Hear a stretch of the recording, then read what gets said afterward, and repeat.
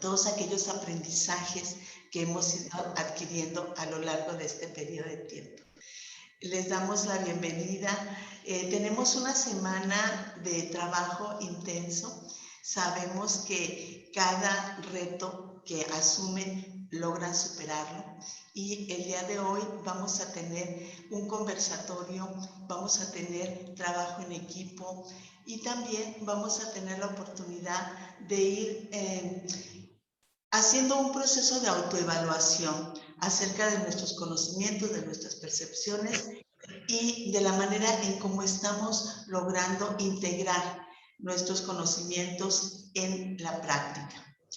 Hoy vamos a tener también durante esta semana la posibilidad de ir construyendo y diseñando de manera colectiva un programa de prevención y detección temprana de las violencias de género y sexual. Hoy tendremos la posibilidad de trabajar de una manera diferente. Como ustedes saben, desde el día de ayer que se abrió la plataforma, han tenido la oportunidad de ver la presentación del curso, y ahora los equipos se han integrado por planteles educativos a fin de que tengan este programa que pueda ser aplicado en el transcurso de los 2 próximos semestres. Tenemos la clasificación de los equipos de trabajo por planteles educativos, y cuando no se integra por 5 o 6 personas, lo que se definió por parte de la Dirección General fue hacerlo por zonas o por regiones.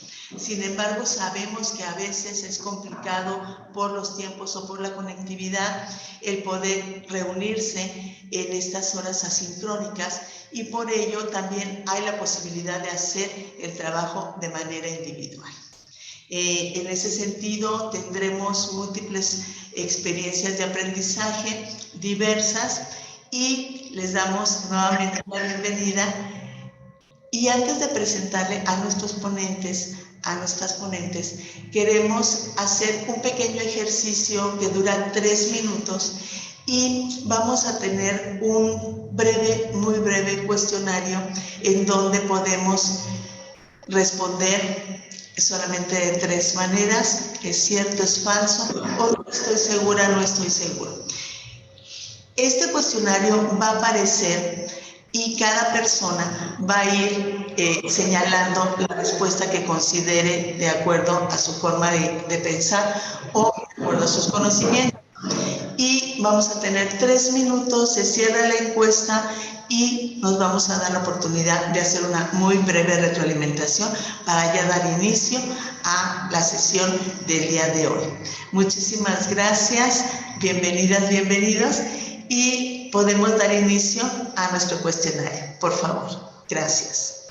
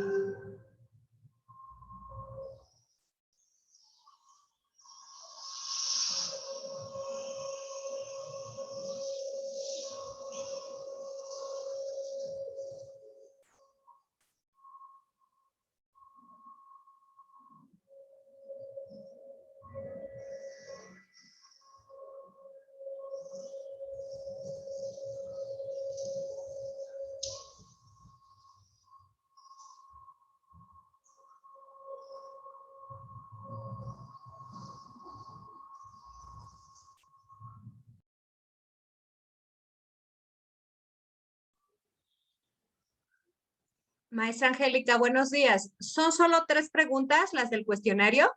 Solo me aparecieron 3.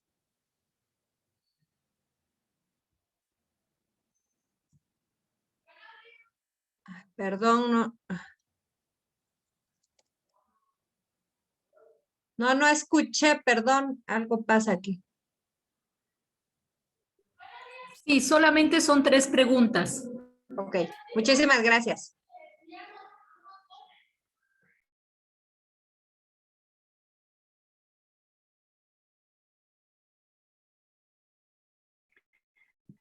Acabo de entrar.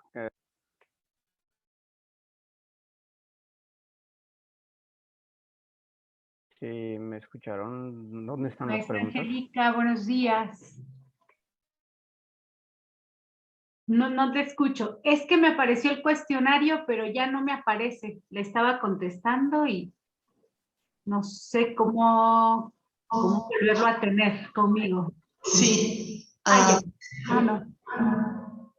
Dura 3 minutos y se cierra la votación.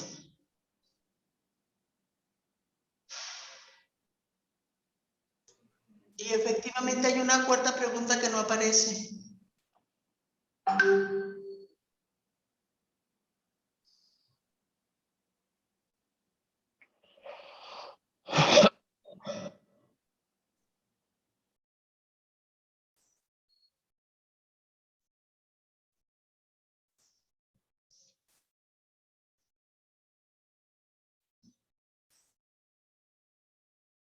¿Cuánto tiempo nos queda, Rosario? Ya se paró el tiempo, por eso es que ya no lo pueden ver.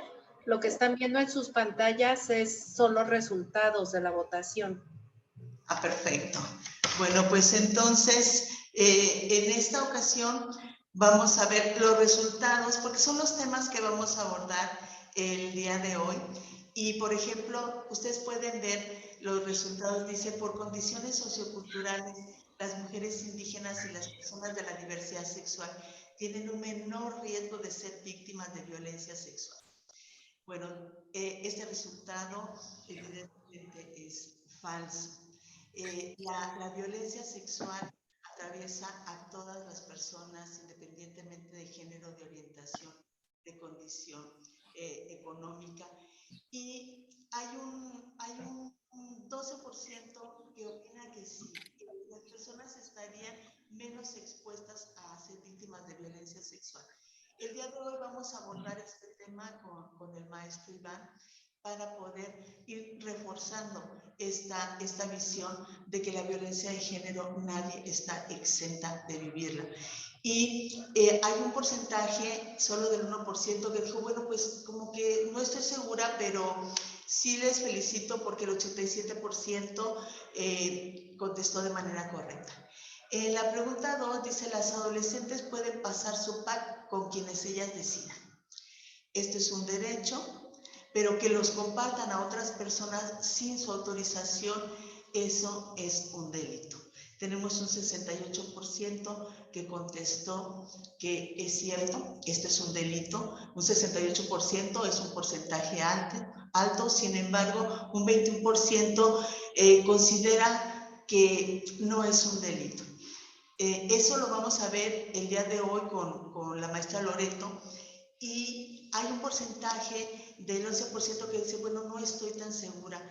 Efectivamente, este tipo de preguntas tienen estas dos situaciones. Como vienen dos frases en la misma pregunta, era un poco para que se pudiera analizar si efectivamente estamos hablando de delitos o no. Es una práctica bastante frecuente, lamentablemente se ha vuelto también una práctica que está violentando los derechos a la intimidad sexual.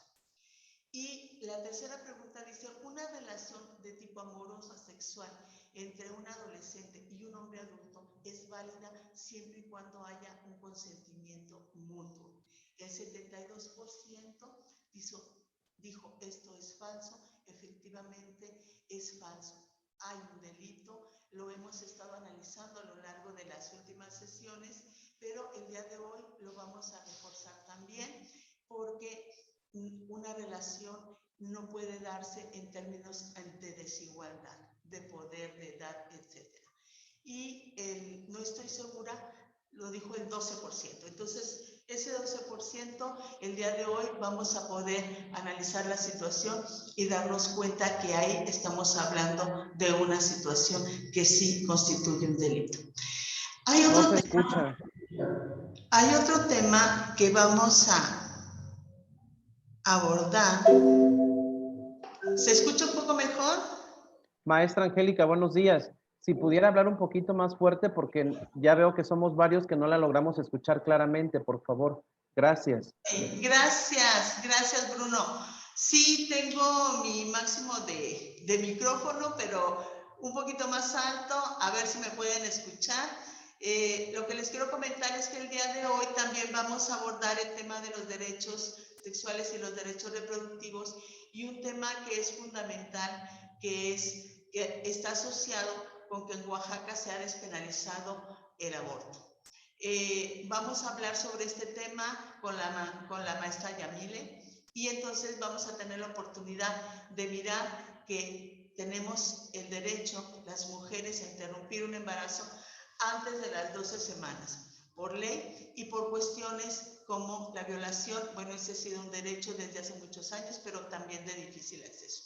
Entonces vamos a iniciar el día de hoy con la presentación de nuestros ponentes y nuestras ponentes para poder iniciar con el conversatorio. Muchísimas gracias y vamos a revisar qué está pasando con nuestro sonido. Muchísimas gracias. Sí, gracias. Buenos días. Con gusto voy a presentar a las y al facilitador por orden de participación. Y empiezo con el maestro Iván Salazar Mendiola. Él es maestro en terapia familiar, responsable del programa de atención en GENDES. En su experiencia de trabajar directamente con los hombres agresores, le permite dar seguimiento a las etapas de transformación que experimentan durante el proceso reeducativo y cómo este impacta a sus familias. Iván afirma que este trabajo es parte de un compromiso social para acompañar, trabajar y erradicar y además trascender los malestares masculinos. Las líneas de investigación que tiene es género, familias, violencia y diversidad sexual. También nos acompaña Loreto Bravo. Ella es feminista, productora de radio y capacitadora en tecnologías libres. Es antropóloga y comunicadora popular. Trabaja desde hace 20 años acompañando procesos de comunicación comunitaria en América Latina. Actualmente trabaja en el programa digital ¿Has tenido la suerte de Defenders Partnership, desde donde promueve la autonomía, la soberanía tecnológica, el software libre y la protección digital con un enfoque integral? También tenemos a la licenciada en Ciencias de la Comunicación, Miss Yamile Gómez Hernández. Ella es feminista, productora y conductora de radio y capacitadora en temas de género, derechos, salud sexual y reproductiva. Es licenciada en Ciencias de la Comunicación de la Universidad José Vasconcelos de Oaxaca. Cuenta con diplomados y seminarios especializados en estudios de las mujeres, enfoque basado en los derechos en las políticas públicas, acceso de las mujeres indígenas, acceso a la justicia, feminismos, entre otros. Actualmente es la directora de Equidad de Género de la Universidad Autónoma Benito Juárez de Oaxaca y ha colaborado con diversas organizaciones de la sociedad civil en la articulación de acciones ciudadanas para la defensa y promoción de los derechos de las mujeres, niñez y adolescencia. Formó parte del Departamento de Capacitación y Especialización del Instituto de la Mujer Oaxaqueña y del Departamento de Políticas Públicas del Sistema Local de Protección de los Derechos de las Niñas, Niños y Adolescentes en Oaxaca. Entre sus participaciones destacadas podemos mencionar que es integrante de la Red Nacional de Instituciones de Educación Superior Caminos para la Igualdad de Género, que es RENIES Igualdad, y formó parte del grupo impulsor de la ley que rige actualmente la Defensoría de los Derechos Humanos del Pueblo de Oaxaca. Fue instructora del Programa de Igualdad entre Mujeres y Hombres SDN de la Secretaría de Desarrollo Institucional de la UNAM. Es un gusto contar con la participación de Iván, de Loreto y Yamilé. Bienvenidas, bienvenido. Gracias, muy buenos días a todas y a todos. Gracias, Alges.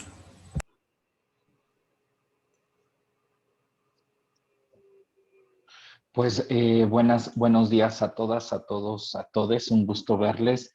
Muy contento de estar acá. Muchísimas gracias al equipo de GES Mujer por la invitación. Así también un gusto compartir este conversatorio con, acá con mi compañera Loreto. Un gusto. Yamilé también, un gusto conocerles, un gusto compartir esta mesa con ustedes. Pues también muchísimas gracias a todos y a todas las y los participantes. Muy sorprendido de tener más de 100 personas acá en Zoom, seguramente un grupo muy diverso y con muchas inquietudes, ¿no? Y reconociendo además la labor tan importante que hacen desde estos procesos de orientación en distintos espacios académicos, escolares, ¿no? Lo que eso implica hoy día, además teniendo una mirada de género que es necesario incorporar en distintos lugares. Pues voy a iniciar mi presentación, voy a poner acá mi cronograma también, igual si por ahí me pueden ir avisando cuando falten algunos minutitos, con toda confianza, Rosario, me puedes interferir o Angélica, no hay ningún problema. Yo por ahí les voy diciendo la siguiente y me pueden ir apoyando para ir avanzando con la presentación. El título de esta primera parte del conversatorio es La discriminación y la violencia en las relaciones de género, una realidad presente. La siguiente, por favor. Acá les pongo 4 preguntas. Tal vez hoy no las vamos a responder todas, pero para mí sí es importante dejarlas ahí sobre la mesa, digamos, como a manera de apertura para ir abriendo las reflexiones y también ir llevándolo precisamente al trabajo más práctico.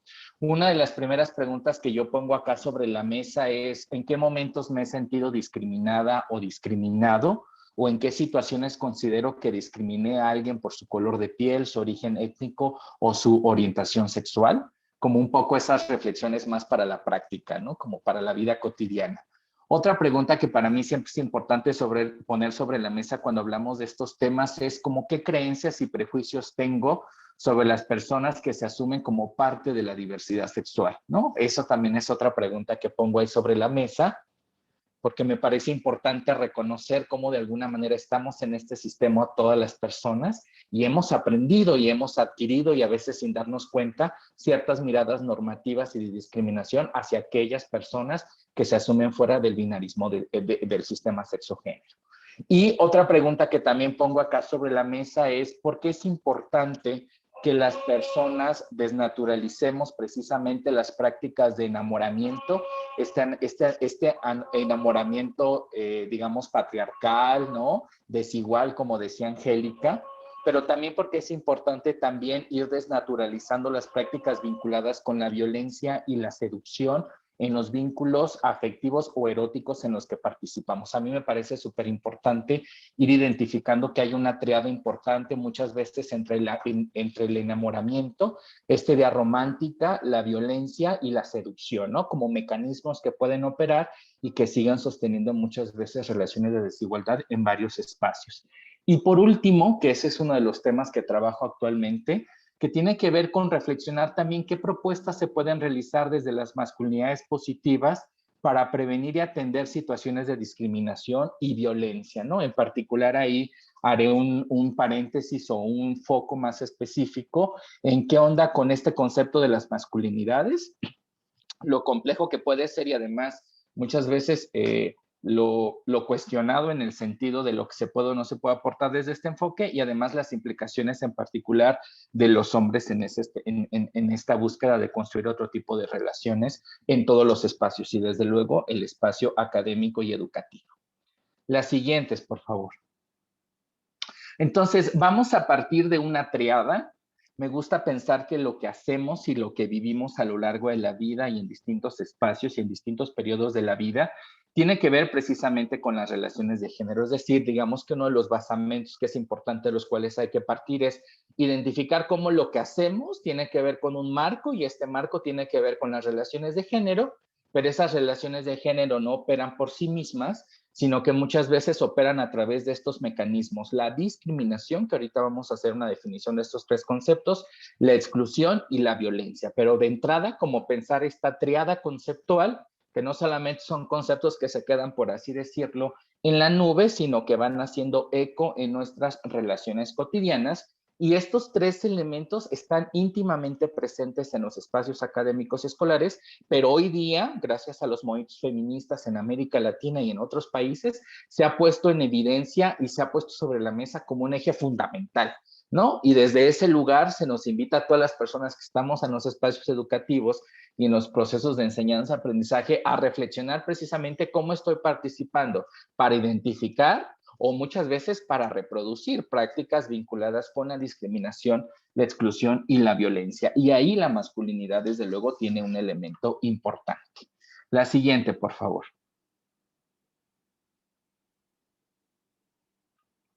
¿Cuáles son los conceptos básicos? CONAPRED nos da una definición larga, yo la quise poner de manera textual porque me parece muy ilustrativa, porque creo que nos permite reconocer como todos los elementos implicados. CONAPRED nos dice que la discriminación es toda aquella distinción, exclusión, restricción o preferencia, ya sea por acción o por omisión. Muchas veces no solamente es lo hago consciente o lo hago porque no sabía, y que efectivamente genera esta distinción o esta exclusión, genera como efecto o como resultado la obstaculización, la restricción, a veces, muchas veces el impedir, el menoscabar o el anular, el reconocimiento, el goce o el ejercicio de los derechos humanos y las libertades. Y eso me parece fundamental. Identificar que la discriminación tiene que ver con un componente de impedir el acceso a ciertos derechos humanos y ciertas libertades. Y eso es fundamental. Identificar que entonces la discriminación no solamente tiene que ver con un comentario, sino que ese comentario se conecta muchas veces con una violación de derechos humanos y de libertades de las personas. Y la discriminación tiene una serie de dimensiones que es importante reconocer y que CONAPRED menciona como algunos de los motivos por los cuales se pueden generar discriminación. ¿Cuáles son esos motivos? El origen étnico, por ejemplo, o el origen nacional, el color de piel. Ya sabemos que en México tenemos un serio tema de discriminación, ¿no? Que es importante reconocer cuando construimos relaciones, pero también puede haber motivos de discriminación por la cultura, por el sexo que habito, por el género que decidí tener, por la edad también, por las discapacidades físicas o cognitivas, por la condición social, económica, de salud, también por las condiciones jurídicas, la religión, la apariencia física, las características incluso genéticas, la situación migratoria, ¿no? Que además es todo un tema de discusión, el tema del embarazo, la lengua, las opiniones, las preferencias sexuales. A mí me gusta más bien pensar en orientación sexual, aunque CONAPRED lo habla más como desde las preferencias sexuales, pero también muchas veces otros motivos de discriminación son la identidad o la afiliación política, el estado civil, la situación familiar, entre otros elementos. Entonces ahí yo quería rescatar, porque van a ser como dos de los temas importantes, el tema de la orientación sexual como motivo de discriminación, pero también muchas veces el género, ¿no? Estamos hablando de una matriz que desde los feminismos se le ha nombrado como la interseccionalidad, ¿no?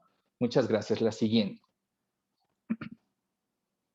Y entonces, comprender cómo la discriminación también muchas veces se vuelve operativa, por así decirlo, a través de una serie de expresiones de violencia. La Organización Mundial de la Salud habla de que la violencia es ese uso deliberado de la fuerza física o el poder. Y eso me parece fundamental, porque entonces nos invita a pensar que la violencia no solamente tiene que ver con el uso de la fuerza física, con cómo uso el cuerpo para invadir los espacios de otras personas, por ejemplo, pensemos la violencia en el espacio familiar, sino que además hay una reproducción del poder. Y el poder ahorita nos conecta con una dimensión bien importante para vincularlo con el tema de las masculinidades, y que cuando hablamos de la violencia como este uso deliberado, ya sea de la fuerza física, pero también podríamos hablar de mecanismos emocionales o psicológicos, ¿no? O el ejercicio del poder, muchas veces implícitos en esa fuerza, genera muchas veces o se traduce en amenazas, que pueden ser solamente amenazas y que ese es un tipo de violencia ya, o muchas veces se traduce en actos específicos, hacia uno mismo, hacia otras personas, hacia grupos o comunidades. Que esto como tal tiene una serie de efectos, ya sea causando lesiones, muchas veces la muerte, daños psicológicos, trastornos del desarrollo o privaciones incluso de la libertad. Y es importante reconocer que, bueno, tenemos toda una legislación, la Ley General de Acceso a las Mujeres a una Vida Libre de Violencia. Hay una serie de tipificaciones ahí de la violencia de género, la violencia contra las mujeres, y las causales, muchas veces yo haría ahí una especificación que tiene que ver con todo un marco cultural sobre cómo entendemos la diferencia en relación a las mujeres y los hombres, pero también cómo entendemos la diferencia a partir de los marcos históricos y de los marcos sociales y de los marcos culturales, y que sabemos que esas violencias también se reproducen en distintos espacios, ¿no? Tenemos el espacio público, el espacio privado, pero también tenemos otros entornos como el entorno familiar, el entorno laboral, el entorno escolar, ¿no? Entonces, pensar cómo hay una serie de espacios donde se reproducen esas violencias. Y dos violencias importantes que podemos identificar. Una tiene que ver con la violencia debido o a causa de una orientación sexual que se escapa de la heterosexualidad, sabiendo que esa es como la orientación dominante o la orientación normativa, pero también podemos encontrar muchas veces violencias que se vinculan con violencias de género, o en particular, como se ha nombrado desde otras perspectivas, la violencia contra las mujeres. Entonces es importante identificar cómo la violencia puede ser un uso deliberado en un momento específico, pero también muchas veces la violencia se da a través de una serie de prácticas reiterativas. Y aunque podemos usar precisamente la fuerza física, de fondo lo que se están sosteniendo son relaciones de desigualdad, relaciones de opresión, en donde está operando un poder para sostener esas relaciones desiguales. Y que entonces podemos encontrar una diversidad o una tipología amplia de estas violencias, pero en particular hoy para el tema que nos aboca, pensar que hay violencias que viven las personas, los hombres y las mujeres, a causa de una orientación sexual que se escapa de la heterosexualidad, o violencias también que viven, por ejemplo, las mujeres por razones de género. La siguiente, por favor. Y por si no fuera poco, tenemos también un concepto de exclusión que muchas veces se usa como sinónimo de discriminación, pero que sí hay una distinción ahí conceptual importante. Cuando hablamos de la exclusión, a mí me gusta pensarla más en el marco precisamente del entorno social, y la exclusión se entiende como una acumulación de procesos que muchas veces genera rupturas sucesivas, que produce desde la economía, desde la política y desde la sociedad o desde los procesos sociales un alejamiento o una inferiorización, incluso podríamos decir feminización, de ciertas personas, grupos y comunidades, incluso territorios, con respecto a ciertos centros de poder, recursos y valores. Incluso yo diría la segregación o la marginalización o la marginalidad de ciertos derechos y ciertas oportunidades de desarrollo. Entonces, cuando hablamos de la exclusión, me gusta más bien pensarlo como un proceso histórico en donde ciertos grupos y ciertas personas han estado al margen de la generación y de el acceso a ciertos derechos, ciertas oportunidades de desarrollo y ciertas libertades. Por ejemplo, si pensamos a las mujeres y el tema de lo político, pues sabemos que históricamente el espacio de lo político vinculado con el espacio el espacio público pues ha estado históricamente diseñado para los hombres, ¿no? Entonces, en el espacio de lo político, las mujeres han estado marginadas. Entonces, a lo largo de muchos años, a través de movimientos sociales, a través de los movimientos feministas, pues se ha logrado reconocer que es importante también que exista una paridad en la toma de decisiones, en la construcción de legislaciones y demás. Pero históricamente, digamos, las mujeres, por ejemplo, se han encontrado alejadas de ello. Las mujeres y podríamos pensar también en las niñas. Pero también podemos pensar porque, por ejemplo, personas o identidades que se asumen fuera del binarismo de género o fuera de la heterosexualidad también también han estado al margen precisamente de muchos de los derechos. Por ejemplo, el derecho a la no discriminación, el derecho a formar una familia, el derecho a tener el acceso a la salud. Entonces, una serie de discriminaciones que podemos ahí encontrar. Entonces, ahí es importante reconocer cómo de alguna manera a partir de ciertos marcadores sociales o ciertas categorías que habitamos, sí estamos en mayor vulnerabilidad de poder recibir ciertas violencias, por ejemplo, ¿no?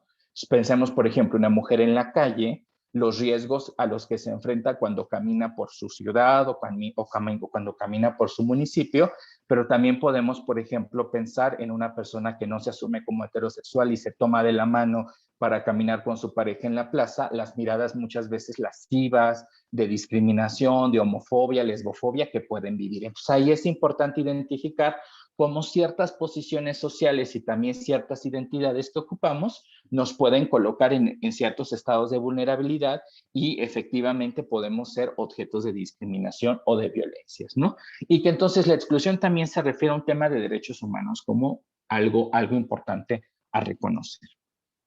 La siguiente, por favor. Y entonces, ya sabiendo que tenemos en el género precisamente componentes que tienen que ver con la discriminación, la violencia y la exclusión, una de las preguntas importantes tiene que ver ¿y qué onda con el poder? ¿No? Pensando que también la violencia es una expresión de poder, es un mecanismo de poder que intenta sostener y reproduce relaciones de desigualdad. Hay una autora que habla del poder como un elemento constitutivo o inherente en las relaciones sociales y en las relaciones de género, pero es importante pensar que sí, que aunque el poder es un elemento que opera en las relaciones de género y en los vínculos que vamos construyendo, es fundamental preguntarnos hacia qué direcciones va ese poder y en qué forma se traduce, sabiendo que el poder puede ser un elemento que nos puede ser útil para construir espacios de igualdad y resistirnos a las relaciones desiguales y a las relaciones, vamos a decir, machistas o tradicionales, pero también el poder es un elemento que puede seguir fortaleciendo en todos los espacios y desde luego los espacios escolares, ciertas relaciones de desigualdad entre las mujeres y los hombres, entre el profesorado y el alumnado, etc. Entonces, a mí me gusta decir que es importante identificar desde una perspectiva de género y desde un enfoque de masculinidades, me dirían, de cuáles son como las maneras en las cuales o a través de las cuales los hombres hemos aprendido a ejercer ese poder con las mujeres y con otros hombres. Eso es fundamental, hacer un análisis entre el ejercicio del poder y la categoría o la identidad de ser hombre. Y ese poder muchas veces que los hombres tenemos y que estamos autorizados históricamente para reproducirlo o para ejercerlo en nuestras relaciones de género, también opera, por ejemplo, en las relaciones de pareja y en aquellos vínculos afectivos o eróticos que vamos sosteniendo con otras personas. Y en ese sentido me parece importante que los hombres nos hagamos una serie de preguntas. Una de ellas es, ¿cuáles son los efectos que tiene el ejercicio del poder que tengo en los vínculos que voy construyendo con otras personas? Esos vínculos que generan igualdad o generan desigualdad, o producen espacios de cuidado o más bien siguen reproduciendo relaciones de control, de dominación o de violencia.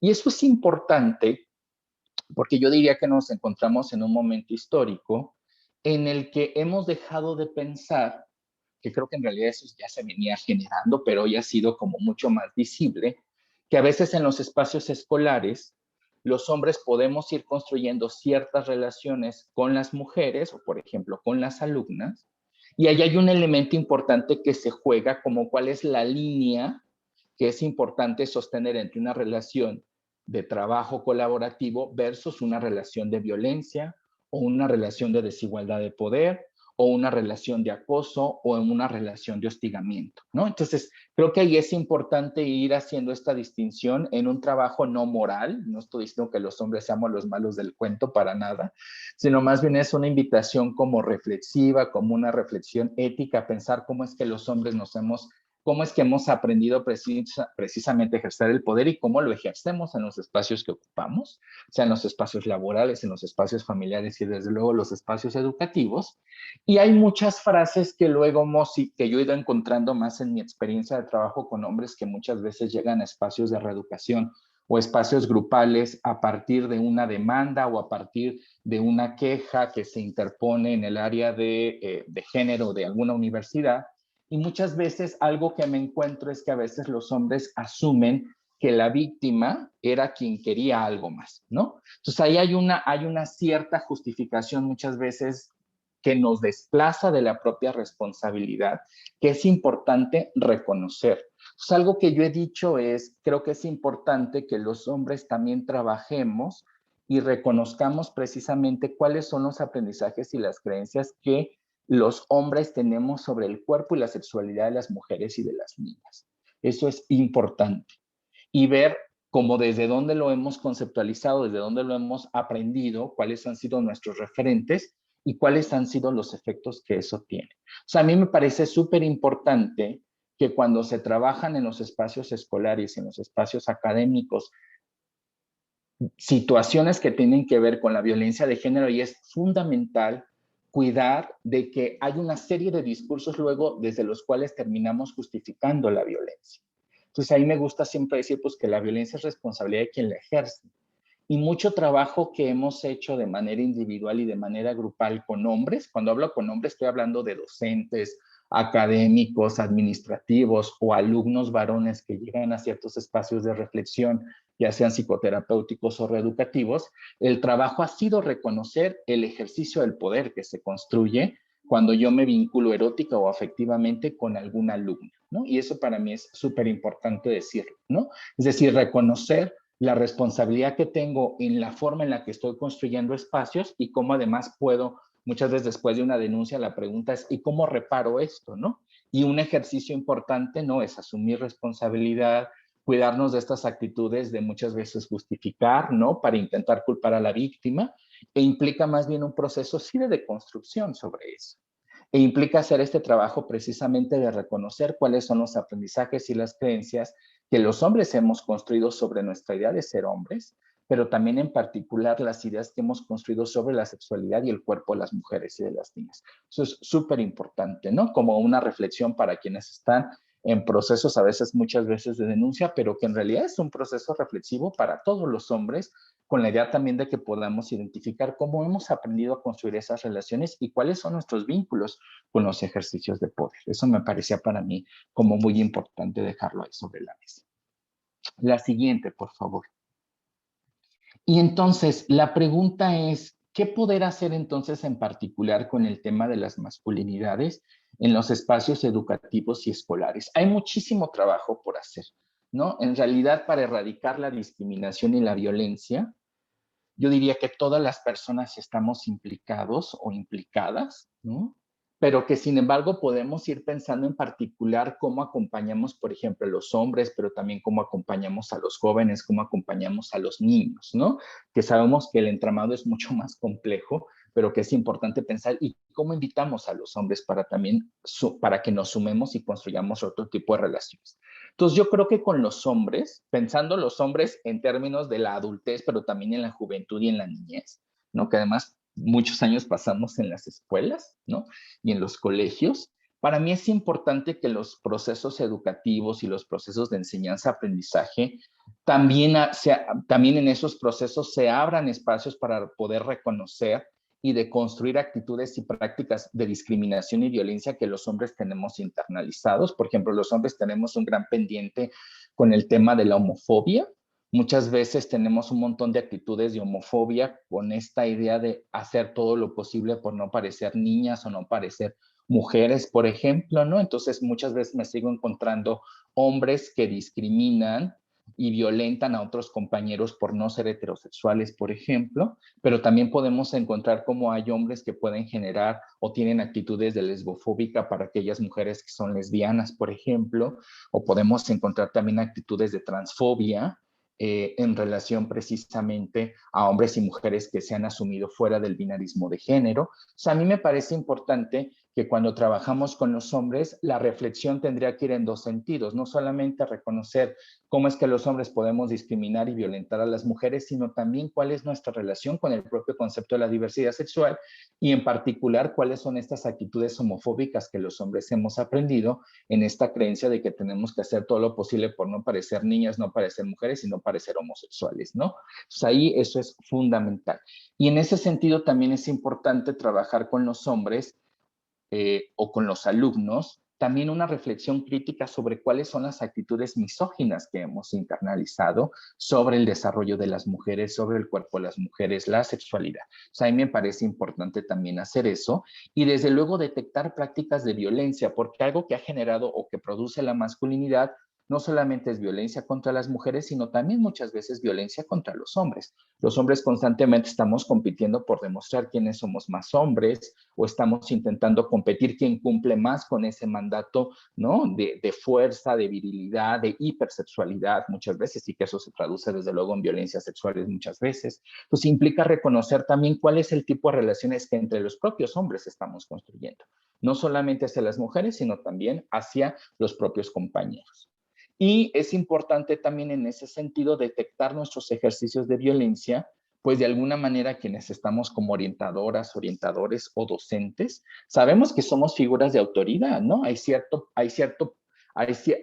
lugar que tenemos en los espacios académicos. El tema es cómo estoy utilizando ese lugar que ocupo, hacia dónde me estoy moviendo con ello. Eso me parece súper necesario que también como docentes, directivos, orientadores, hagamos esa reflexión de cómo estamos ejerciendo nuestro poder en los procesos de enseñanza y aprendizaje con el alumno.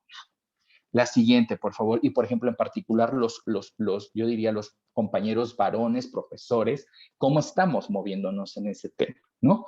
Y ahí es importante también trabajar espacios de inclusión a la diversidad, a la no violencia y a la discriminación. Y de repente esto me suena como un poco carta de deseos, ¿no? Y digo, bueno, implica pensar que no es solamente el espacio académico o escolar, sino que necesitamos un cambio estructural, pero dentro de ello podemos ir haciendo pequeños procesos y muchos de ellos podemos gestarlos desde los propios espacios educativos. Y yo diría que en ese sentido hay como un doble proceso, ¿no? Por un lado implica revisar las propias creencias tradicionales y binarias que tenemos como docentes, por ejemplo, sobre la diversidad sexual, pero también sobre estas ideas tradicionales de ser hombre y de ser mujer, y que eso implica a su vez también invitar a otras personas a que se sumen a esa reflexión.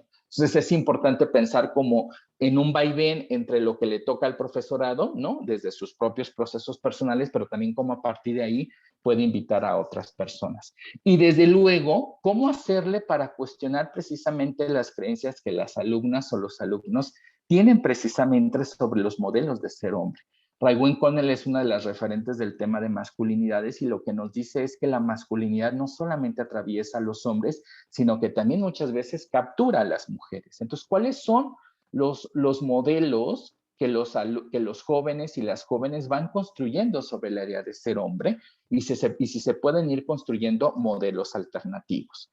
Y entonces implica en términos como utópicos, pero podemos ir haciendo pequeños pasitos en todos los espacios, de ir construyendo precisamente modelos alternativos de ser hombres que favorezcan precisamente las relaciones éticas, las relaciones de cuidado, las relaciones de corresponsabilidad afectiva y sexual. Creo que ahí vale la pena hacer mucho la base o poner el acento sobre el propio ejercicio de la sexualidad que los hombres aprendemos a lo largo de toda la vida, ¿no? Y ahí es importante que los hombres también aprendamos como a generar espacios de cuidado en el ejercicio de nuestra sexualidad. Identificar que no es un tema de mujeres, sino que también es un tema de hombres. Y desde luego, cómo identificar situaciones de violencia y de maltrato que se puedan reproducir en los espacios escolares. Eso me parece importante. Entonces hay todo un trabajo de difusión, de atención y de prevención que se puede ir gestionando, ¿no? Y la complejidad, además, ahora hacerlo desde lo virtual en ese sentido. El siguiente, por favor. Entonces, yo les traigo algo que tiene que ver con la matriz de la interseccionalidad, con la idea de en estos minutitos que me hacen falta, con la idea de poder movernos de la idea de que esto que nos pasa no solamente está en la esfera de lo personal, sino que es una gran matriz, por así decirlo, y que lo que voy a presentar tiene que ver con este trabajo desde los feminismos interseccionales en América Latina. El siguiente, por favor. Y con esta tablita cierro, que a mí me parece que es muy ilustrativa, para poder reconocer cómo la discriminación, la violencia y la exclusión están como atravesadas, digámoslo, por un conjunto de variables que muchas veces, a partir de ciertos marcadores sociales que pueden ser la clase, la edad, el género, la orientación sexual, por ejemplo, me pueden ubicar o nos podemos ubicar, o ciertas personas nos podemos ubicar en posiciones de privilegio, muchas veces pegado a mandatos normativos, pero también a veces ciertas expresiones de mi identidad me pueden ubicar en espacios de desigualdad y en espacios de opresión. Por ejemplo, una característica que coloca a los hombres precisamente en lugares de privilegio, nos coloca en lugares de privilegio, de prestigio, es el ejercicio de las actitudes masculinas. Que los hombres nos veamos masculinos, eso nos da poder. Nos hace parecer coherentes con el modelo tradicional de ser hombre. Pero claro, si yo tuviera ciertas actitudes que socialmente se consideran como femeninas, eso en automático me pone en desventaja en relación a lo masculino. Entonces ahí vemos cómo socialmente la lectura de esas características son desiguales y además son antagónicas. Pero, por ejemplo, otro de los elementos importantes es la propia heterosexualidad. Es decir, quien es heterosexual se acerca a la norma, se acerca a lo esperado socialmente, ¿no? Y eso nos da una cierta posición social. Pero debajo de ello tenemos a todas las identidades y todas las personas que se asumen dentro de la diversidad, dentro de lo LGBT+, ¿no? Entonces, cómo eso también nos pone en ciertos lugares de ventaja o de desventaja en ese sentido. Pero es mucho más complejo porque, por ejemplo, una categoría que nos pone de alguna manera en ventaja tiene que ver con la juventud versus cuando me salgo de esa categoría de la juventud, aunque hoy socialmente podemos decir que la juventud tampoco no es del todo un lugar de privilegio, ¿no? Y otro elemento importante, por ejemplo, que podríamos poner ahí es el tono de piel. El tono de piel también en este país, ¿no? A pesar de todo el legado que tenemos de mestizaje, ¿no? Y que podríamos luego generar toda una discusión, es interesante cómo el tono de piel en este país nos pone en ciertos lugares de ventaja y desventaja. También nuestro origen étnico, eso también marca ciertos lugares de desventaja o de desventaja si nací y viví en una zona poblada, en una zona urbana versus en una zona rural o en una comunidad. Eso también nos va marcando ciertos lugares de ventaja y de desventaja. Entonces, a manera de cierre, a mí esto me parece súper importante como no perderlo de vista, como para identificar que no solamente es una cuestión personal o individual, sino que es una cuestión histórica, es una cuestión estructural, es una cuestión social que se vincula precisamente con la idea de la discriminación. Entonces, la discriminación que nos puede poner en espacios de opresión y de desigualdad o que nos puede ubicar en espacios de privilegio o de normatividad, tiene que ver con una serie de elementos normativos y de marcadores sociales como la clase, la raza, la orientación sexual. Entonces, eso es importante como también identificarlo, por lo menos para tenerlo ahí como marco amplio de análisis. Y yo con esto cerraría. Según yo, ya son mis 30 minutos.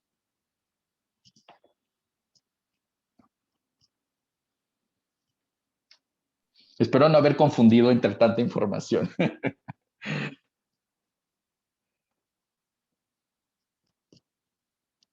No te escuchas, Angélica. No, no te escuchas, maestra Angélica.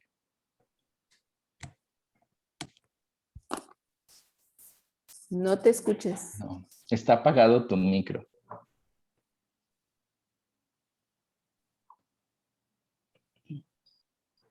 No, sigues No. sin escucharte.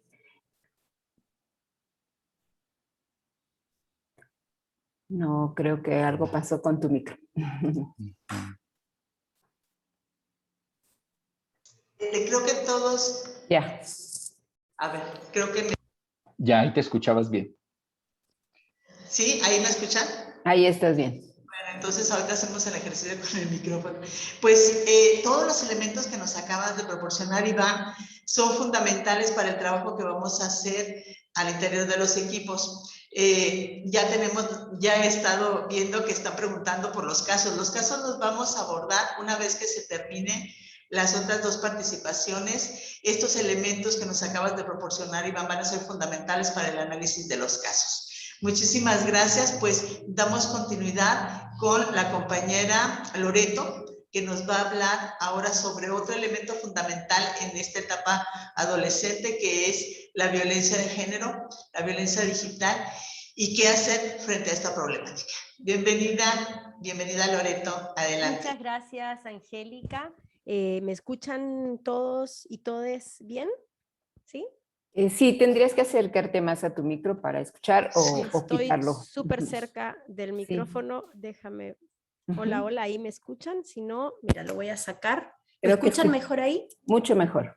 Ya, perfecto, perfecto. Voy a poner mi alarma de los 30 minutos para no pasarme. Bueno, es un gusto, es un honor para mí poder estar con esta comunidad académica del Cobao el día de hoy, compartiendo un poco lo que ha sido mi experiencia trabajando en distintos países de América Latina con el tema de la violencia de género digital. He tenido la fortuna de poder aprender sobre este tema en Chile, en Ecuador, en Colombia, en México, y eso me ha dado un panorama, ¿no?, de cómo esto es un tema urgente de trabajar, sobre todo en el ámbito de los planteles educativos, ¿sí? Hemos visto un incremento de casos, y creo que ustedes mejor que yo lo saben, ustedes que están ahí en la primera línea de la educación, la cantidad de casos que se presentan respecto de la violencia que se ejerce a través de las tecnologías. Primero quiero así una breve definición de qué es la violencia de género digital, y que la vamos a ver en esta presentación abreviada con las siglas VGD, violencia de género digital. Y se entiende por esto todo aquel acto de violencia que se comete, ¿no?, o se instiga o se agrava, ¿no?, a partir del uso de las tecnologías digitales de la información y comunicación. Me refiero al internet, me refiero al celular, ¿sí? Es, digamos, estos dos tecnologías digitales. El internet, si bien empezó siendo una herramienta, ¿no?, una tecnología, hoy constituye un espacio en el que interactuamos todas aquellas personas que tenemos acceso a este internet, a esta tecnología. Y el celular es un dispositivo, ¿no?, que nos permite acceder a este espacio, y que además pues tiene una cantidad de posibilidades impresionantes. No solo llamar, antiguamente pensábamos que el teléfono celular solo nos permitía llamar, pero hoy es linterna, es agenda, es cámara fotográfica, es tantas cosas, ¿no? Entonces ha pasado a tener un rol en nuestra vida bastante fundamental, ¿no?, en nuestra vida cotidiana. Entonces, en ese sentido, cualquier acto de violencia que sea hecho a través de las tecnologías, o que sea amplificado o agravado a través de las tecnologías, es lo que conocemos como violencia de género digital. ¿Por qué es un problema de género? Y creo que esto va a sonar redundante al lado de lo que acaba de exponer Iván, ¿no? Es porque son violencias contra una persona por su condición de género, ¿no? Y vemos que el 90%, por ejemplo, de la difusión de imágenes íntimas sin consentimiento afecta a mujeres y a personas de la comunidad LGBTQ+. ¿No?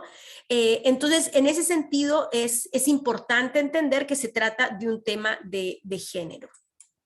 Hay muchos tipos de violencia en el ámbito digital. Tenemos el acoso digital, que es cuando una persona está hostigando, amenazando, agrediendo todo el tiempo, difamando, extorsionando a una persona, ¿no? Tenemos el discurso de odio, ¿no? Esto que le llaman el hate, ¿no?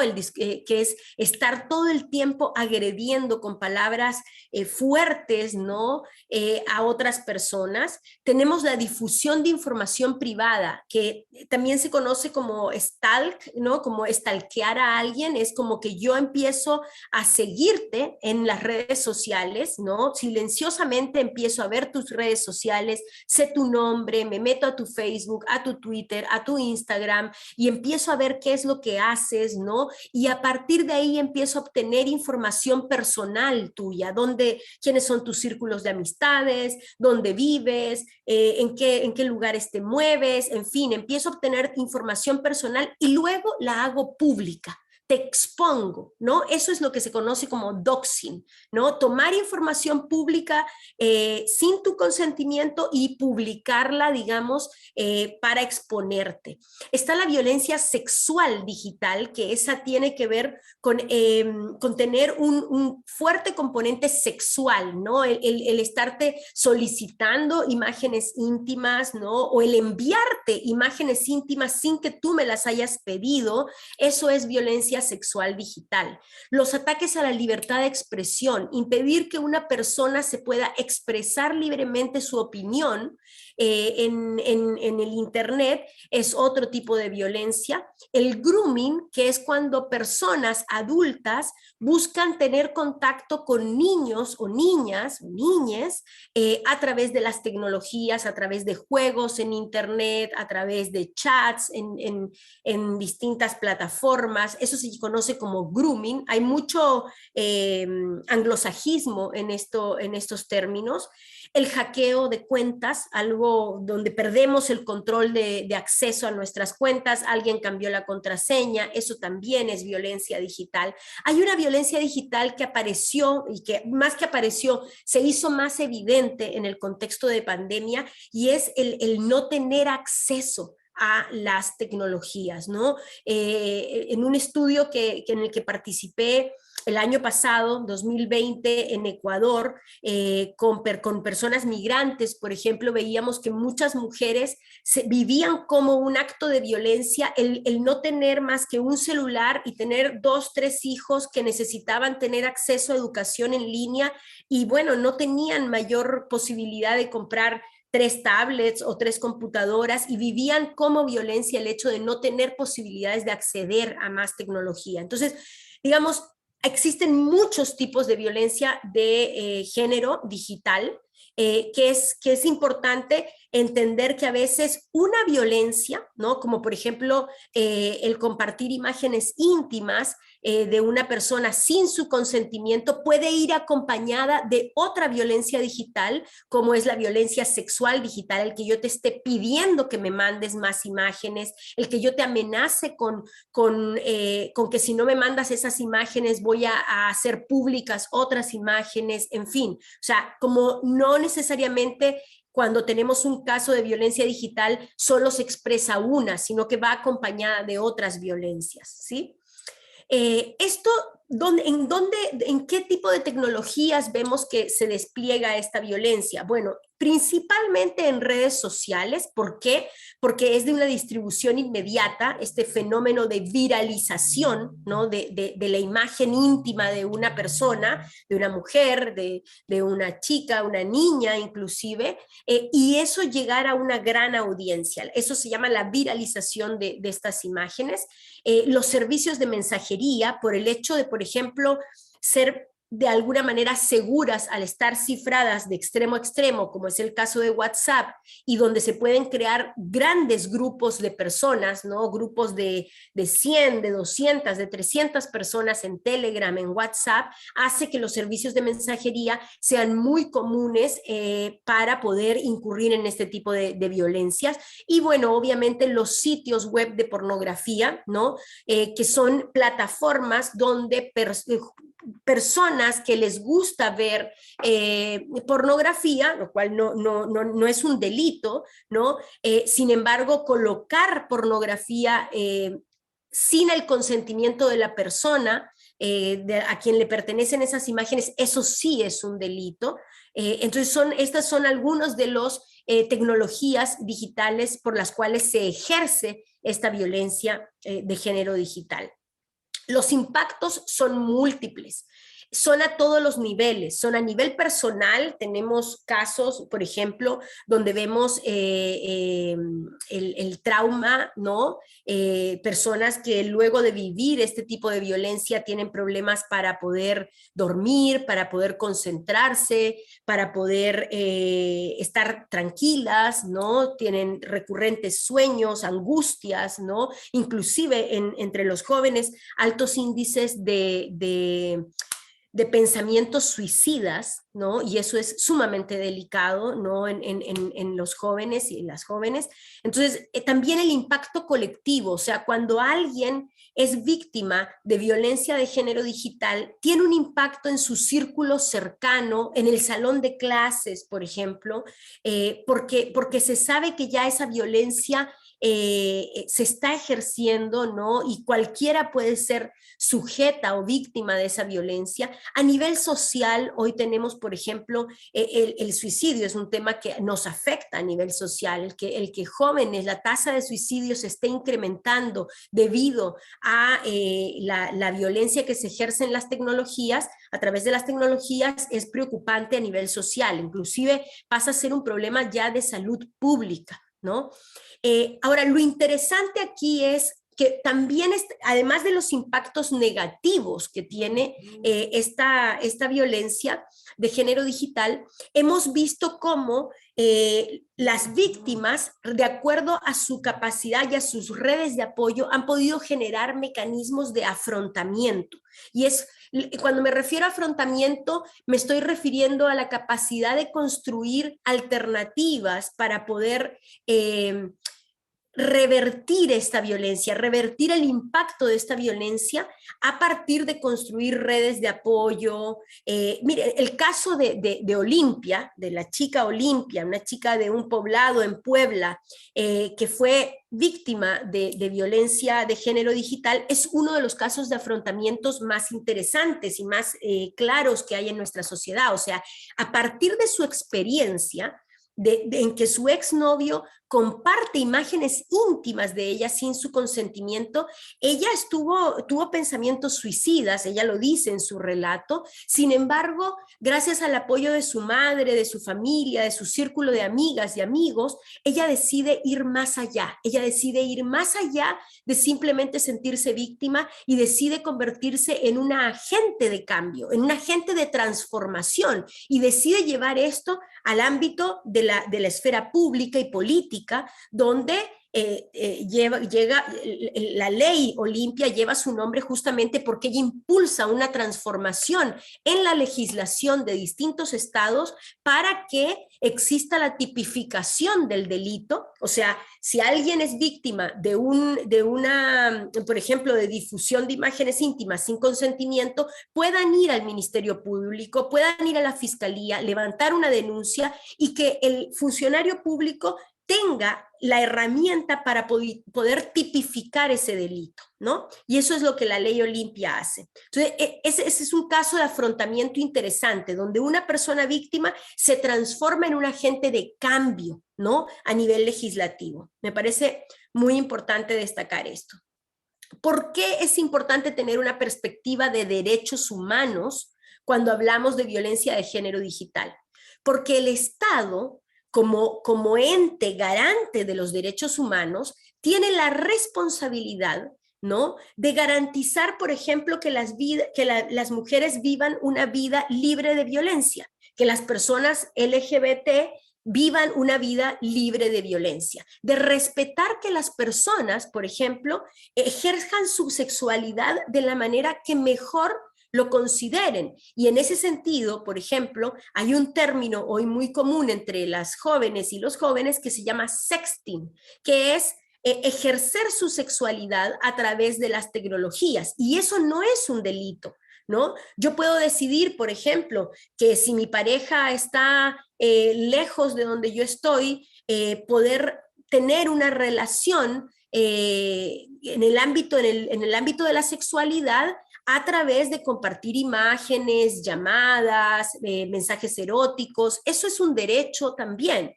Sin embargo, si lo criminalizamos, lo prohíbe, ¿no? Y termina generando un problema, ¿no? Porque finalmente las personas son libres de ejercer su sexualidad a través de las tecnologías. Lo que no es permitido, lo que sí es un delito, es que algo que yo compartí con mi pareja en el ámbito de la intimidad, luego esta persona lo comparta con otras personas sin mi consentimiento. Eso sí es un delito, ¿no? Entonces tenemos que tener muy claro cuándo el sexting es un derecho y cuándo el compartir imágenes íntimas sin consentimiento de la persona es un delito. El Estado debe garantizar a las mujeres y personas de la comunidad LGBTI una vida libre sin violencia, por eso se habla de una perspectiva de los derechos humanos. O sea, el Estado está obligado a generar condiciones para la libertad de expresión, a generar condiciones para que las personas nos sintamos seguras, protegidas, en igualdad de condiciones, en equidad de posibilidades y con un derecho a la salud física y mental. Y cuando hablamos de este tipo de violencia en el ámbito de las instituciones educacionales, es fundamental comprender y asumir que la institución tiene una responsabilidad frente a este tipo de violencia, que implica para todos y todas la defensa y el fortalecimiento de los derechos humanos. O sea, necesitamos que las instituciones educacionales se comprometan a no permitir actos de violencia de ningún tipo, ¿no? Ni discriminatorias, ni de exclusión, ningún tipo de violencia dentro del ámbito educativo. Y prevenir esa violencia no significa prohibir, no significa restringir, no significa como criminalizar, sino que al contrario, puede haber una prevención, puede haber, y lo vamos a ver a continuación, desde el ámbito, desde un enfoque educativo. Entonces, en este sentido, en el ámbito de las instituciones escolares, tiene que haber un compromiso institucional para terminar con todo tipo de violencia y discriminación. Para eso, crear políticas al interior de la institución educativa que permitan manifestar con claridad el compromiso que existe de erradicar este tipo de violencia. A nivel administrativo es necesario tener normativas, protocolos de actuación frente a las violencias de género en el ámbito digital y impartir contenidos educativos, ¿no? En el ámbito de la educación sexual, de la educación afectiva, ¿no? En el uso de las tecnologías. Ese sería, digamos, el mejor enfoque, como formar a nuestros estudiantes con una perspectiva crítica respecto del uso de las tecnologías. En general, todas nosotras, todos nosotros, como seres humanos, la tecnología llegó a nuestras vidas sin haber tenido un curso de formación, de sensibilización, simplemente llegó a nuestras vidas porque la tecnología empezó a venderse, empezó a promocionarse, a anunciarse, y alguien nos regaló nuestro primer celular, nos lo compramos, ¿no? Es más, hoy en día existe hasta una presión social que si no tienes un celular, si no tienes un Facebook, ¿cómo es posible que no lo tengas? Sin embargo, vemos que el uso de las tecnologías, además de facilitarnos muchas cosas, también tiene impactos negativos.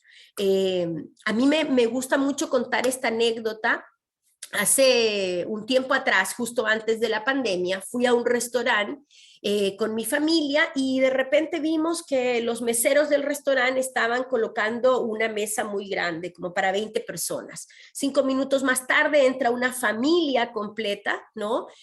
A sentarse en esas mesas, y en la cabecera sientan a una abuelita, ya una señora que ya se ve bastante grande, era su cumpleaños, estaban celebrando todos el cumpleaños de esta abuelita, y la abuelita, antes de empezar la comida, tomó una bolsa plástica y pasó lugar por lugar pidiendo a toda la familia que pusieran su celular adentro de esa bolsa. Y dijo, el mejor regalo que me pueden hacer es que estas 2 horas que vamos a estar comiendo, por favor, estemos juntos, conversemos, interactuemos, y no que cada quien esté con su celular. Para mí fue un acto de tanta sabiduría por parte de ella, ¿no? De cómo en realidad necesitamos entender que la tecnología llega a nuestras vidas de una manera bastante disruptiva, ¿no? Y tiene impacto en nuestras relaciones sociales. Y en el ámbito educativo, ustedes como maestras, como maestros, lo saben mejor que yo.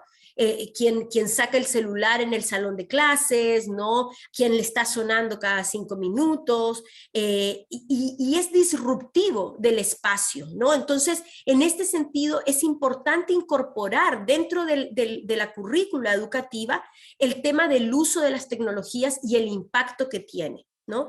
A nivel comunitario necesitamos organizar talleres para los padres, para las madres de familia. Muchas mamás, muchos papás, en mi caso, se han acercado conmigo a decirme, oye, mira, estoy teniendo un problema, no sé qué hacer, no sé cómo afrontar esto.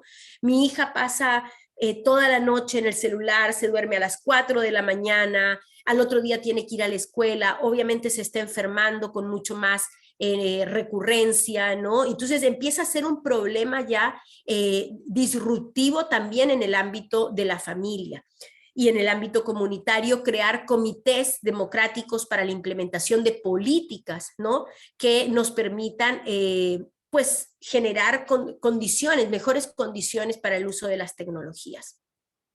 En este sentido, las instituciones educativas están hoy enfrentando la necesidad de crear una normativa de prevención a la atención de la violencia de género digital. Primero, definir muy bien el problema. ¿Qué es violencia de género digital en el ámbito del COBAO? ¿Qué es? ¿No? ¿Cómo se expresa? ¿Cuáles son los tipos de violencia que se están viviendo en el interior de la institución, ¿no? Y tener una asesoría legal, o sea, actuar de acuerdo a la legislación. Hoy en Oaxaca es un delito, por ejemplo, que se compartan imágenes íntimas sin consentimiento gracias a la reforma a la ley, ¿no? Que permitió la ley Olimpia. Entonces, definir, ¿no? ¿Cuándo la institución educativa debe actuar y cuándo no? Definir las sanciones, y por sanciones me refiero a una penalidad de carácter educativa y reparatoria. No necesariamente se trata de castigar y expulsar, sino que también puede ser el que la persona que ha cometido este delito o ha cometido esta violencia pueda reeducarse en torno a estos temas de cómo se está ejerciendo el poder desde una perspectiva masculina, por ejemplo, ¿no?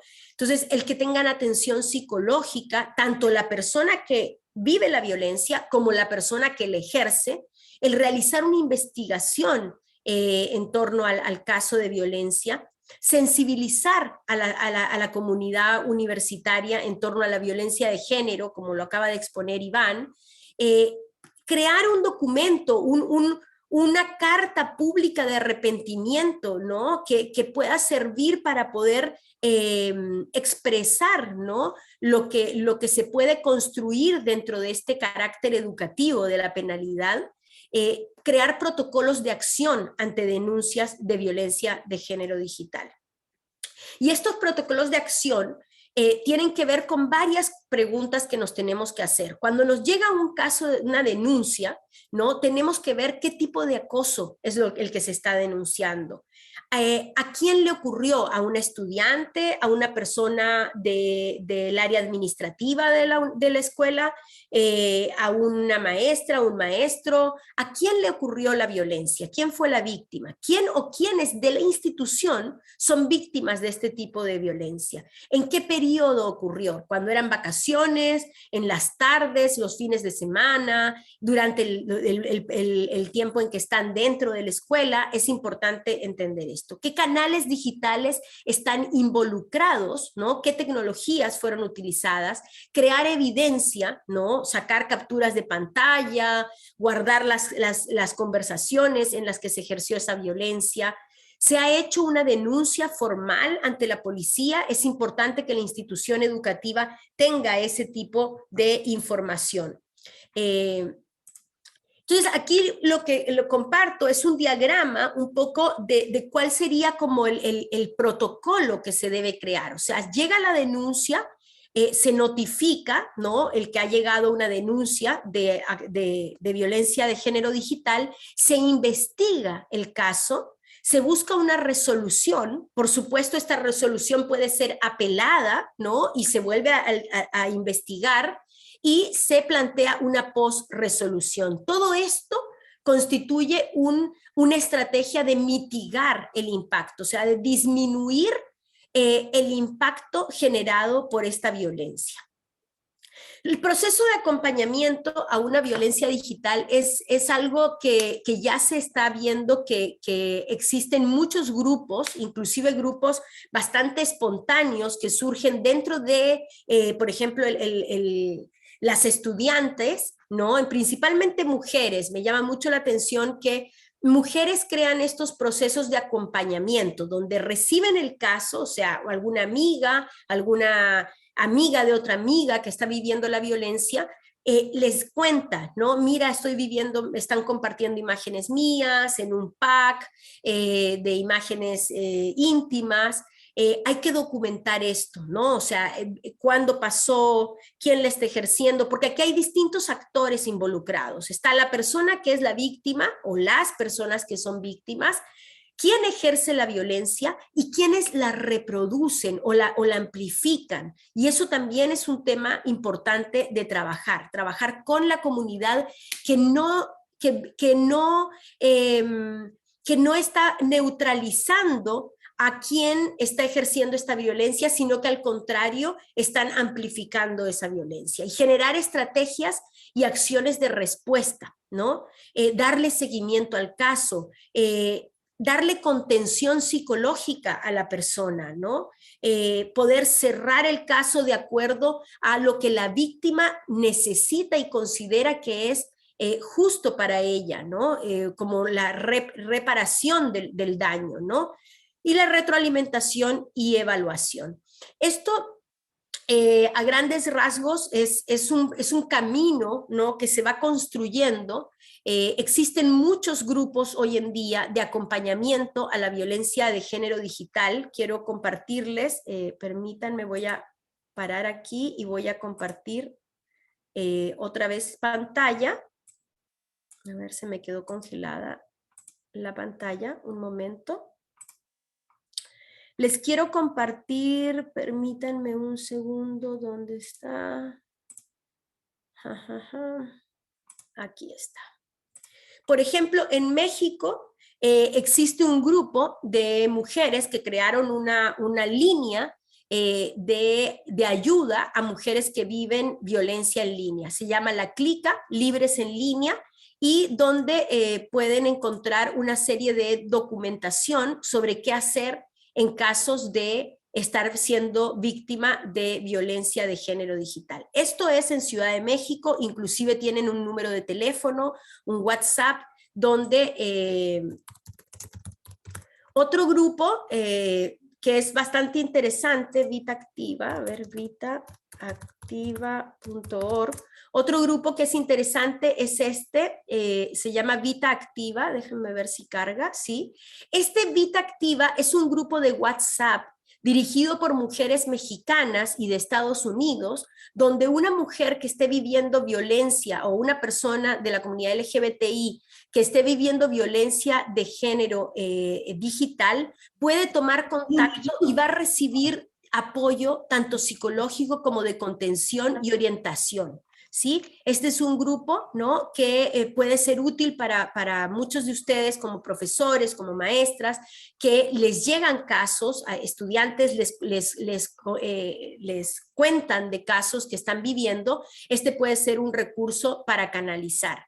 También está que se llama Chidas en Línea, también de México, ¿no?, que tiene una serie de recursos, ¿no?, sobre qué hacer en caso de que estés viviendo violencia de género digital. Si se fijan, la gráfica, la estética es muy joven, muy fresca, ¿no?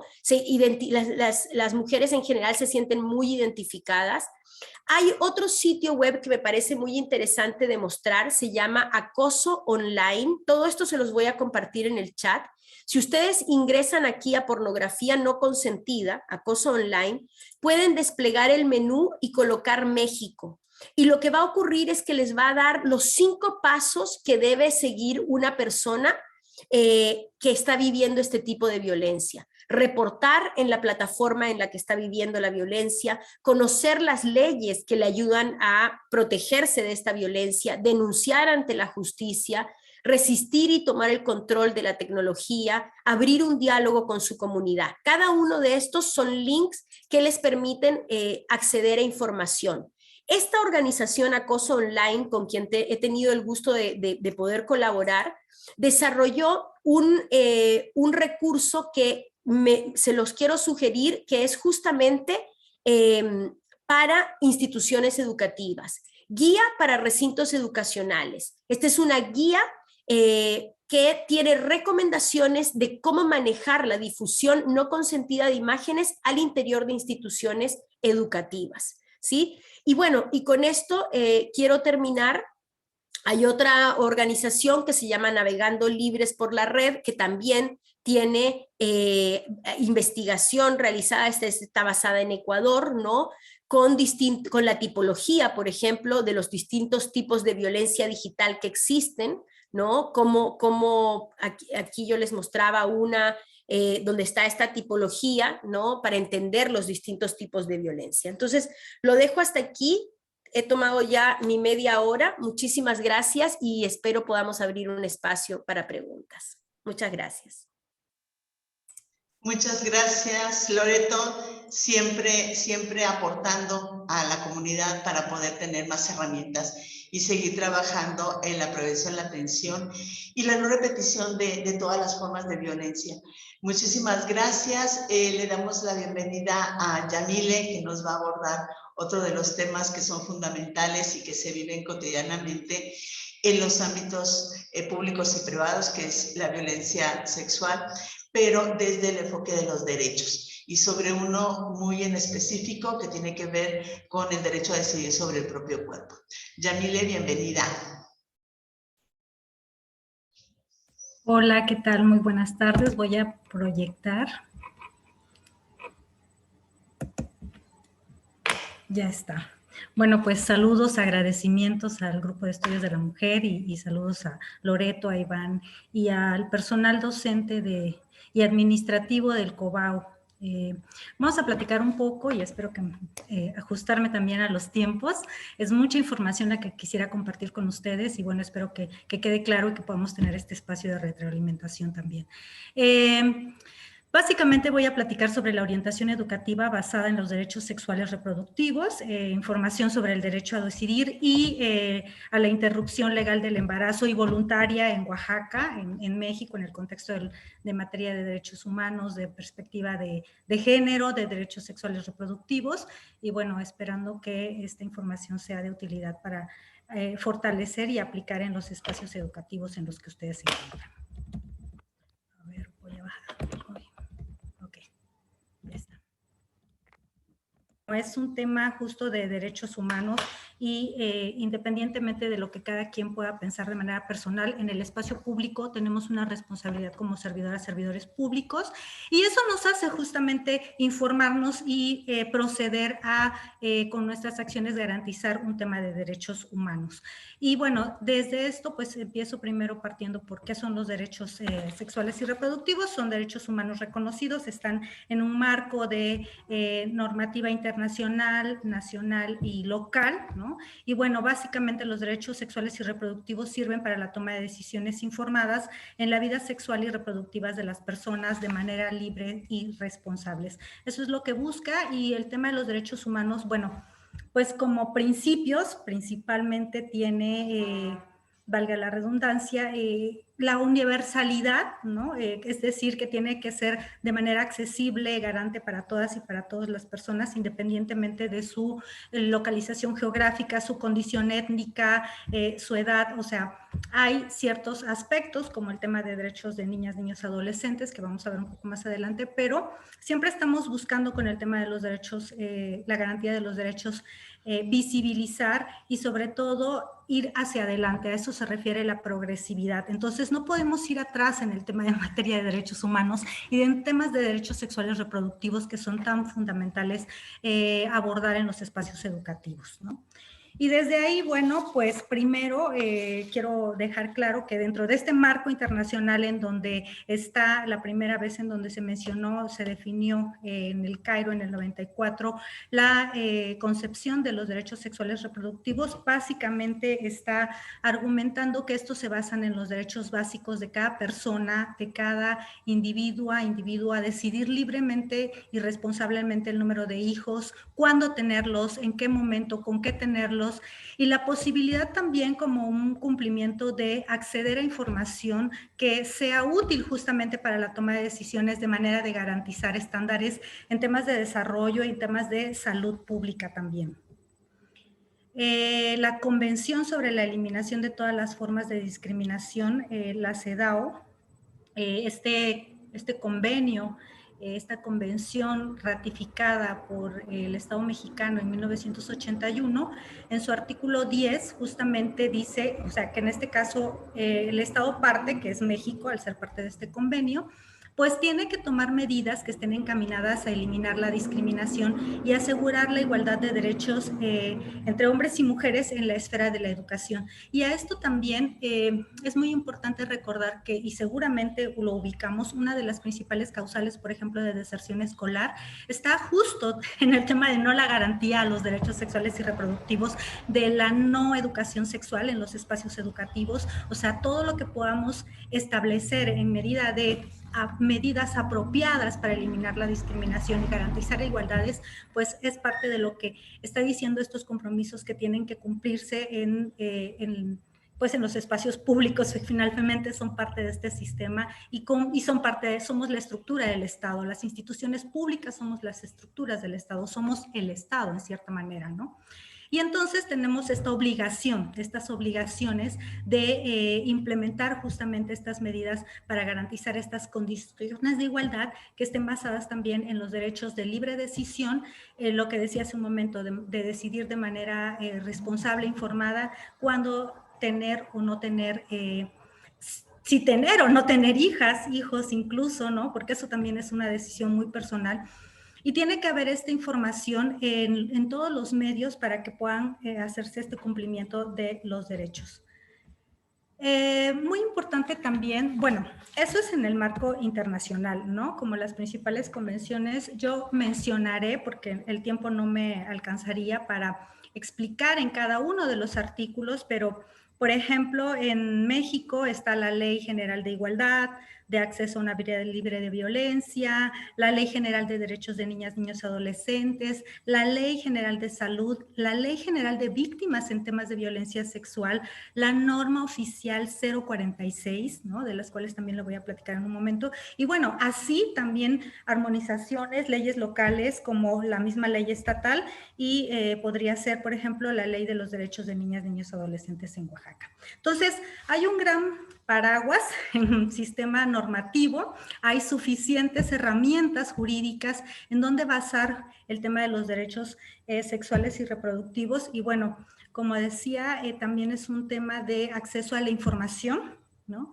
Tenemos que garantizar también este acceso a la información, primero para nosotros como ciudadanos, estar enterados de qué información pública está proporcionándose y nos puede ayudar justamente a participar, a accionar. Es un derecho la accesibilidad a la información, a buscar y a difundir información basada justamente en pues temas fundamentales, ¿no?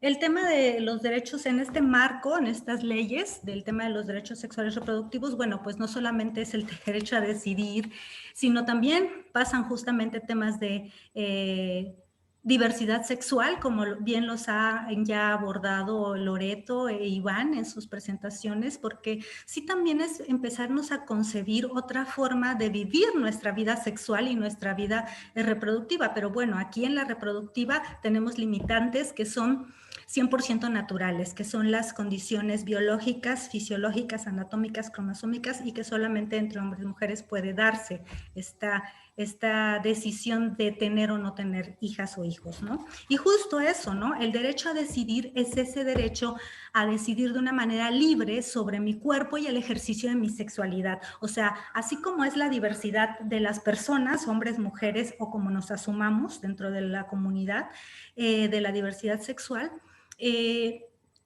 existen diversas formas de vivir y de expresar nuestra sexualidad, ¿no? Desde nuestra condición más natura, cultural, aprendida, qué sé yo.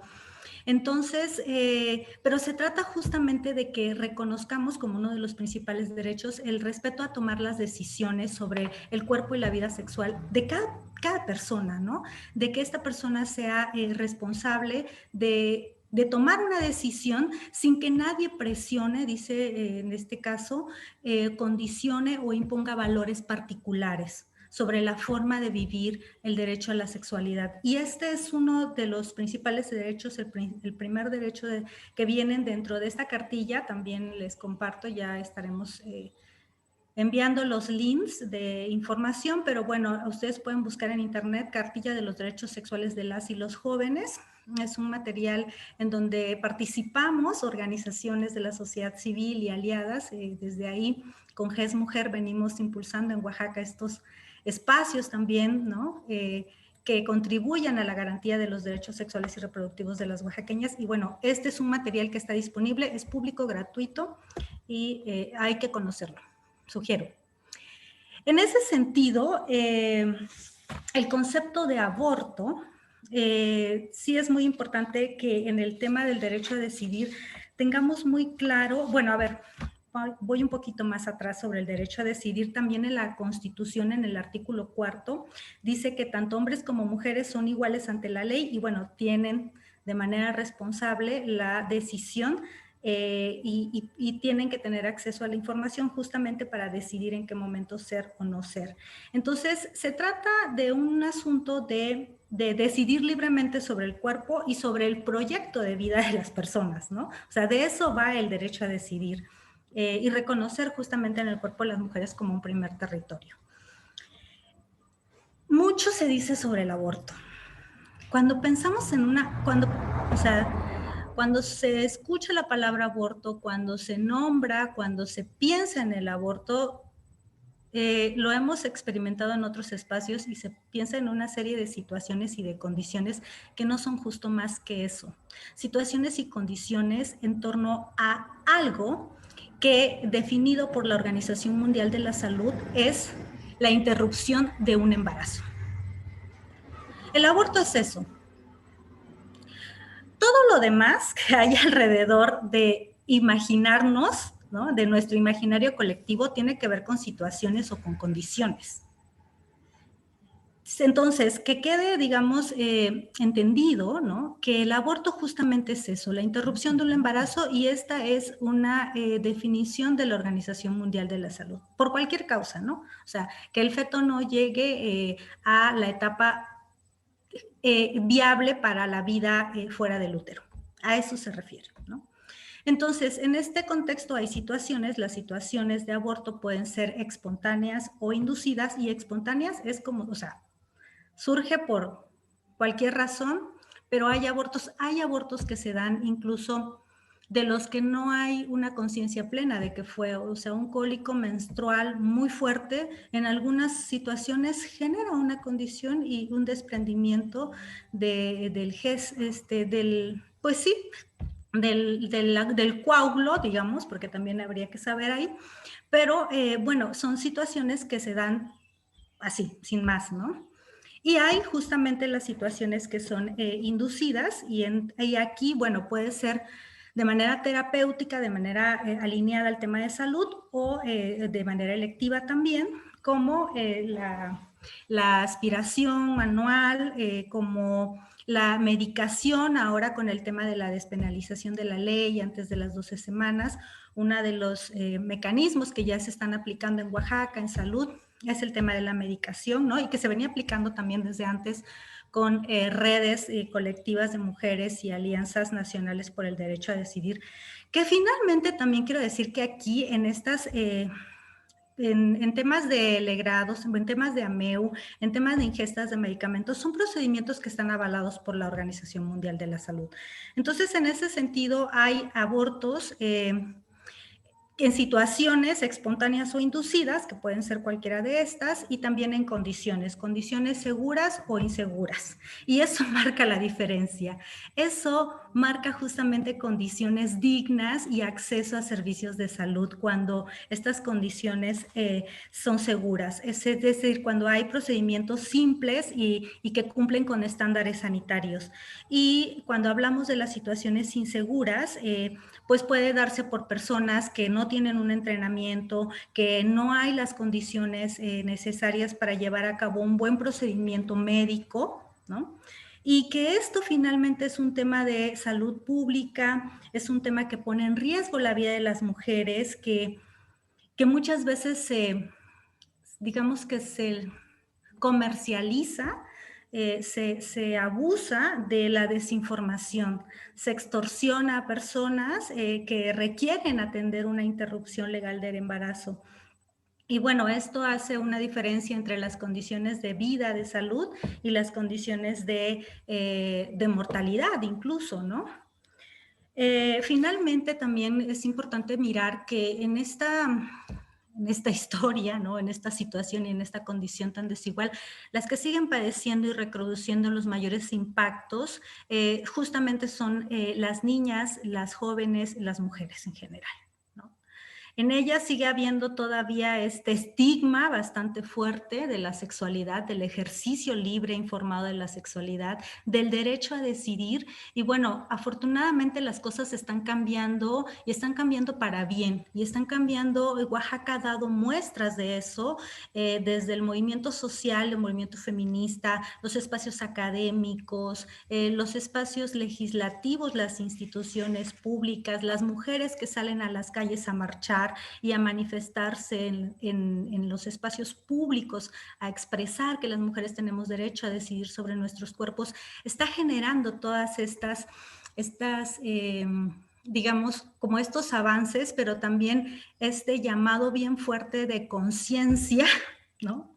De nuestra plena conciencia como sociedad, de cómo estamos contribuyendo a garantizar o no derechos, ¿no? Derechos humanos con perspectiva de género, cómo estamos garantizando condiciones libres de violencia para ellas, para nosotras mayoritariamente, y que eso finalmente impacta en el desarrollo de toda la sociedad. O sea, es necesario reducir esa brecha de desigualdad y esa discriminación que ha habido, ¿no? Y que sigue existiendo, pero que es necesario seguir trabajando en eso para que podamos justamente lograr esa igualdad. No podemos hablar de condiciones de igualdad cuando seguimos todavía no reconociendo a las mujeres como sujetas plenas de derechos.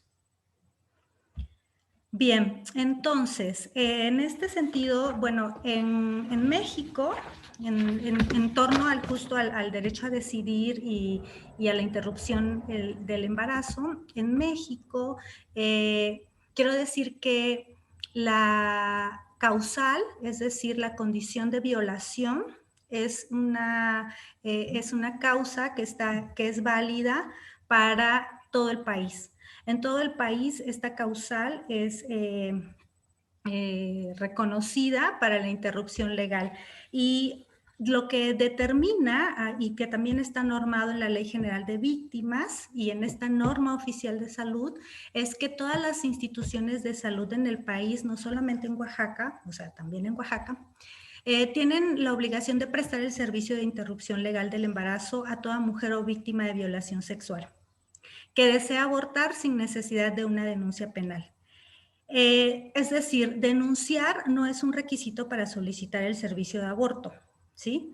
En caso de que esta persona sea una niña, una niña de menor de 12 años, la solicitud debe venir acompañada de la madre, el padre o una persona tutora hasta cuarto nivel. O sea, puede ser una tía, pues sí, una tía, ¿no? Una prima, alguien mayor de edad que acredite la identidad, y bueno, es lo único que se necesita, no tiene que haber una denuncia, pero es importante que reconozcamos que el aborto es válido en todo el país por la causal violación, ¿sí?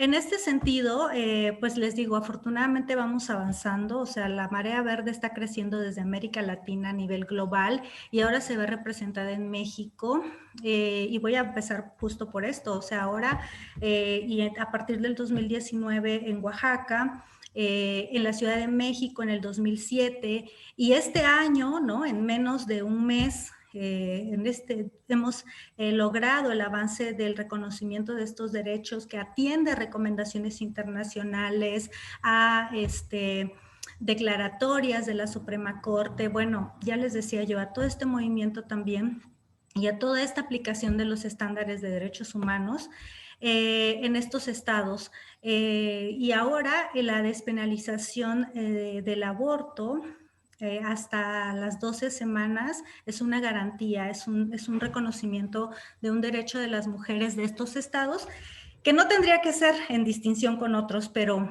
que justo también este mapa nos mira, ¿no? Nos hace reconocer cómo hay esta diferencia de trato, ¿no? De ciudadanas mujeres en este país, cuando tendría que ser reconocido todos los derechos para todas las mujeres, o sea, realmente.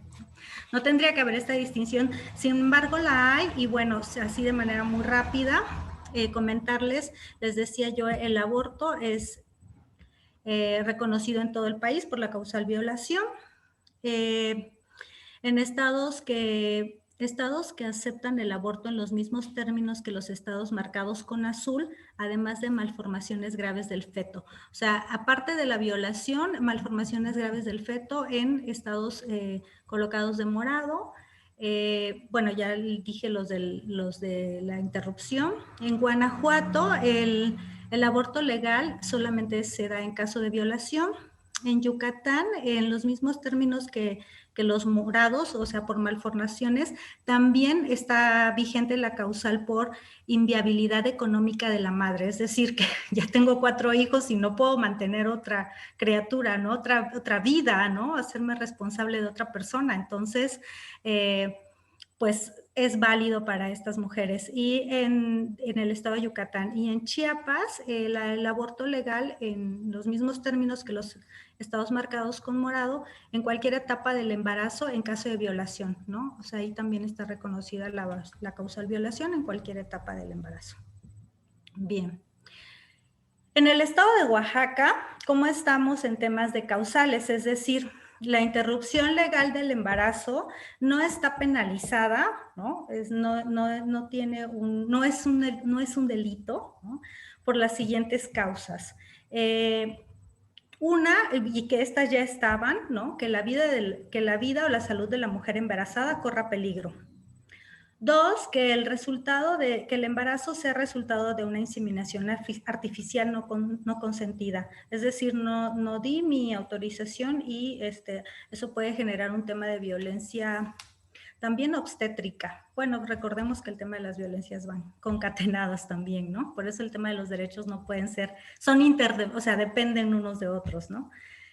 Que existan alteraciones genéticas o congénitas del producto, ¿no? O sea, hay una clasificación en salud, ya tendríamos que ahí especificar mucho en la causal, pero hay malformaciones congénitas que están reconocidas y otras que no, también ahí, para tenerlo claro, pero que forman parte de esta causal por la que podrías interrumpir sin que constituya esto un delito, ¿no? De hecho, ya en Oaxaca puedes interrumpir hasta las 12 semanas.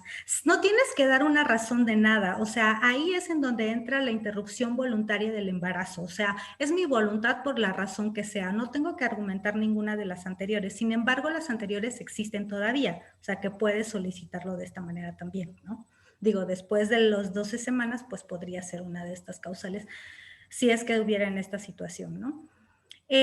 Cuando se da de manera accidental, o sea, la mujer tuvo un accidente, se cayó, entonces tuvo un desprendimiento y esto puede ser una situación pues así sorpresiva también que constituye esta interrupción. Y que el embarazo sea resultado de una violación, bueno, pues como en todo el país, también es una causal. Y lo que comentaba, ¿no? A partir del 2019, que ya se despenaliza en Oaxaca el aborto, es decir, se deja de reconocer a esto como un delito antes de las 12 semanas. Entonces, esta es una razón por las cuales las mujeres pueden interrumpir, pueden ejercer este derecho a decidir de una manera voluntaria. No tienes que argumentar nada, solamente tu decisión finalmente, ¿no? Tu decisión voluntaria. Esto fue lo que pasó en 2019. El Congreso en el Estado Libre y Soberano de Oaxaca reformó artículos del 312 a las fracciones del 316. ¿Por qué es muy importante esto de las fracciones? Porque justo una fue la que se agregó y esta es la llave, digamos, ¿no? Que reconoce justamente esta despenalización, donde queda en la ley que el aborto es la interrupción del embarazo después de la 12ª semana de gestación. Es decir, antes no está reconocido y es válido, y ahora ya hay todo un avance, ¿no? Un poco lento quizá también por el tema de la pandemia y etcétera, pero hay ya un avance en temas de prestación de servicio de salud en el estado de Oaxaca. Bueno, lo que les decía, entonces recordar justo que pues todas las mujeres, todos los derechos, que el estado de Oaxaca a partir del 2019 ya está obligado a garantizar esta prestación del servicio de interrupción legal del embarazo, ¿no? Por voluntad propia, y de aborto seguro con estos mecanismos y estos procedimientos sanitarios que marca justo la Organización Mundial de la Salud, como es el tema de la medicación, ¿no? Que es lo que están aplicando, tengo entendido, en el sector salud. Y bueno, los espacios en donde ya se está dando esta atención en Oaxaca, a partir de la reforma, tengo entendido un mes después en el Hospital General, en el Hospital Civil, Eduardo Valdivieso, ya se empezaba a prestar la atención. Y a partir del mes de mayo de este año, recientemente, en la Clínica de Mujer del Santa Rosa, aquí dejo los datos de contacto para que hagan ahí el pantallazo, seguramente, tengan los teléfonos, los horarios, las direcciones. Se hacen referencias también, bueno, aquí hablando de la jurisdicción 1, porque también entiendo que aquí vemos personas de todo el estado, que pertenecen a distintas jurisdicciones sanitarias del sistema de salud. Aquí estamos hablando de la de Valles, ¿no? Que es la que concentra, y bueno, pero en el caso del Hospital Civil y otras opciones que voy a dar más adelante también aplica, pero aplica igual que una persona de fuera acuda a cualquiera de estas clínicas, ¿no? Con sus propios medios, por supuesto. Y bueno, aquí a lo mejor para quienes están en otros... en otras regiones, quizás sería preguntar directamente en la jurisdicción, ¿no? O sea, ¿cuál es el centro de salud de esa zona que ya está empezando a prestar o que puede canalizar? Es decir, referir a la usuaria al Hospital General, por ejemplo, o a la Clínica de la Mujer para que reciba esa atención de manera gratuita en el servicio público, ¿no? Entonces, están estos espacios, y en Oaxaca, para referencias, el Centro de Salud de Volcanes y el Centro de San Sebastián Tutla del Rosario. Por supuesto, pues tienen ya todos los contactos del Grupo de Estudios de la Mujer Rosario Castellanos. En la página de internet ustedes encontrarán sus cuentas de redes sociales, sus números telefónicos, igual aquí también en un directorio que hicimos en la universidad de espacios de organizaciones de la sociedad civil. Puse aquí con verde los espacios que propiamente acompañan, orientan, ¿no? Como es el Grupo de Estudios de la Mujer. Ichmucane AC, que es un grupo de abogadas con esta perspectiva intercultural también, y que han estado también impulsando dentro del movimiento en Oaxaca por la despenalización del aborto y los avances. La Fundación Mexicana para la Planeación y la Familia, MEXFAM, que además tiene representación, tengo entendido, en la Mixteca y en el Istmo. No recuerdo si en la costa, pero en la Mixteca y en el Istmo sé que sí. Y bueno, ahí está también la línea 01800 y el teléfono de MEXFAM Oaxaca, al que se pueden comunicar. El grupo de las consejeras es un grupo, participamos ahí varias compañeras de distintos espacios, medios de comunicación, organizaciones, academias, acompañantes, etcétera. Es un espacio en donde hay todo un protocolo, un mecanismo, unas expertas psicólogas, abogadas, toda una red de apoyo que da justamente información, acompañamiento telefónico, orientación en caso de interrupción voluntaria o bueno, algunas de estas opciones también o para referir pueden también contactarlas. En Facebook están como las consejeras en Oaxaca. Medistop, que también brinda servicios a partir de cuotas dependiendo del servicio médico, es sociedad civil, pero también hacen un cobro de un trabajo solidario, digamos, pero tiene un costo en este caso, ¿no? Medistop en su clínica, pero también en su página pueden encontrar todos sus datos. Y bueno, Católicas México, IPAS México y podrían ser muchísimas más, pero principalmente creo que con esto pueden tener un buen apoyo para dónde canalizar u orientar.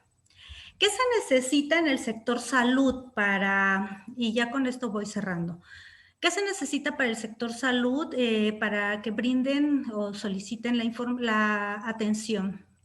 Una referencia, esta referencia puede venir de este centro, de esta clínica de salud, incluso de pues el acompañamiento previo de alguna organización de estas que estamos también cercanas y que hay, digamos, un canal de comunicación con el sector salud, ¿no? Pero tiene que ser una referencia de preferencia del servicio público, ¿no? O sea, del centro de salud o de la clínica.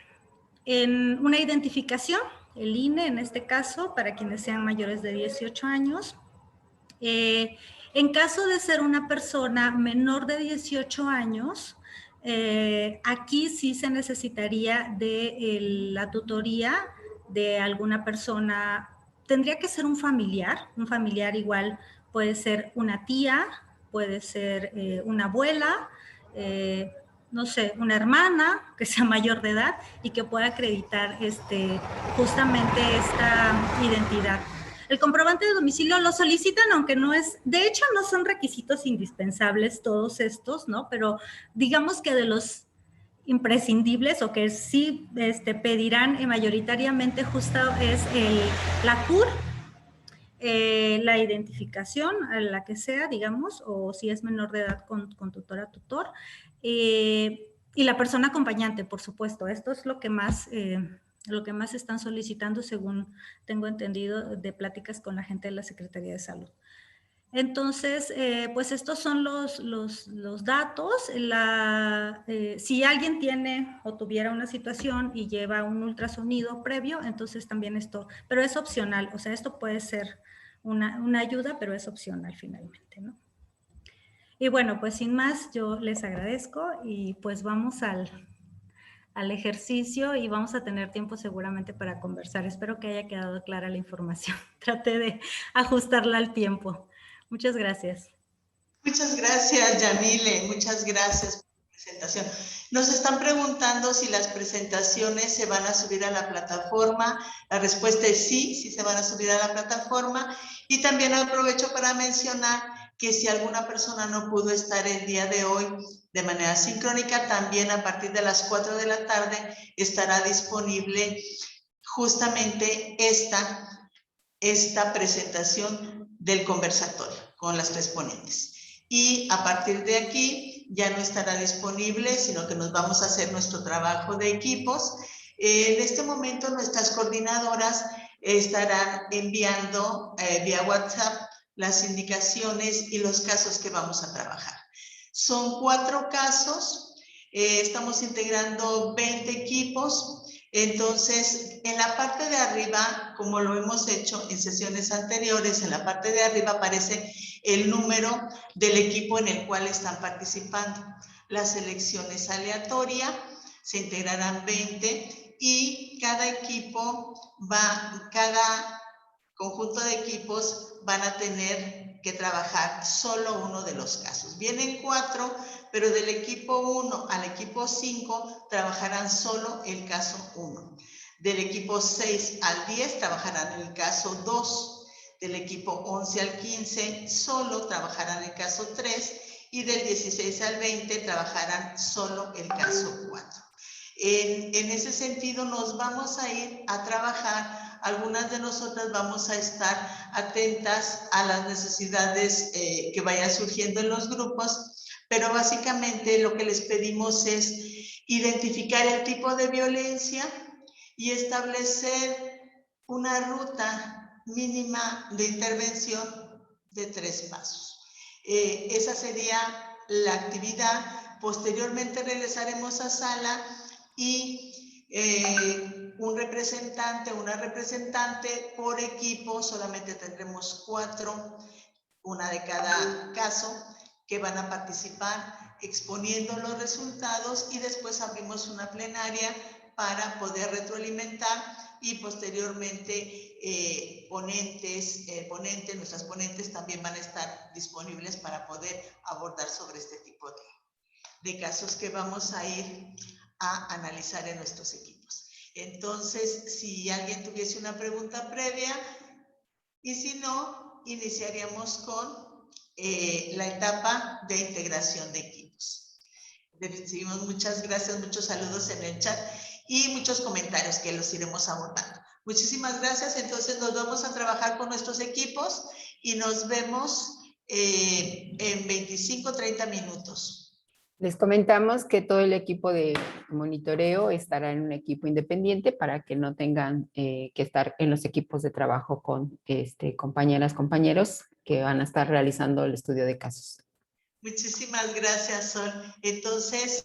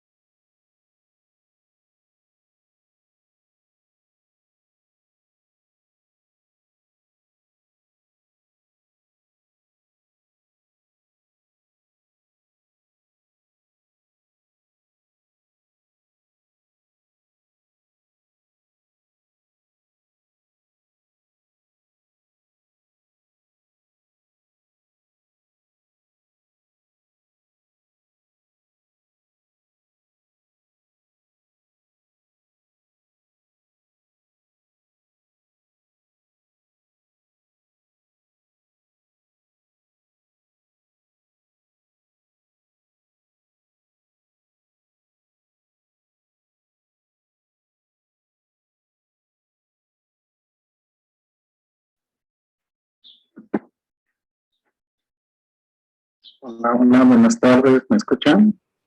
Sí, hola, buenas tardes, sí te escucho. Tienes que permitir el acceso a tu grupo para que te puedan, para que te vayas para allá. Ah, ok. Ajá, debe haber salido un mensajito.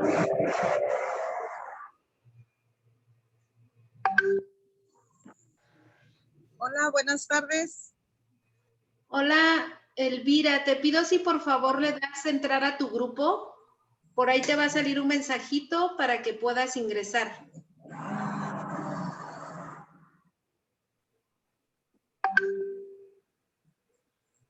En mi caso todavía no me llega el mensaje. Ah, permíteme, entonces te voy a asignar a uno. Estoy en el equipo 3.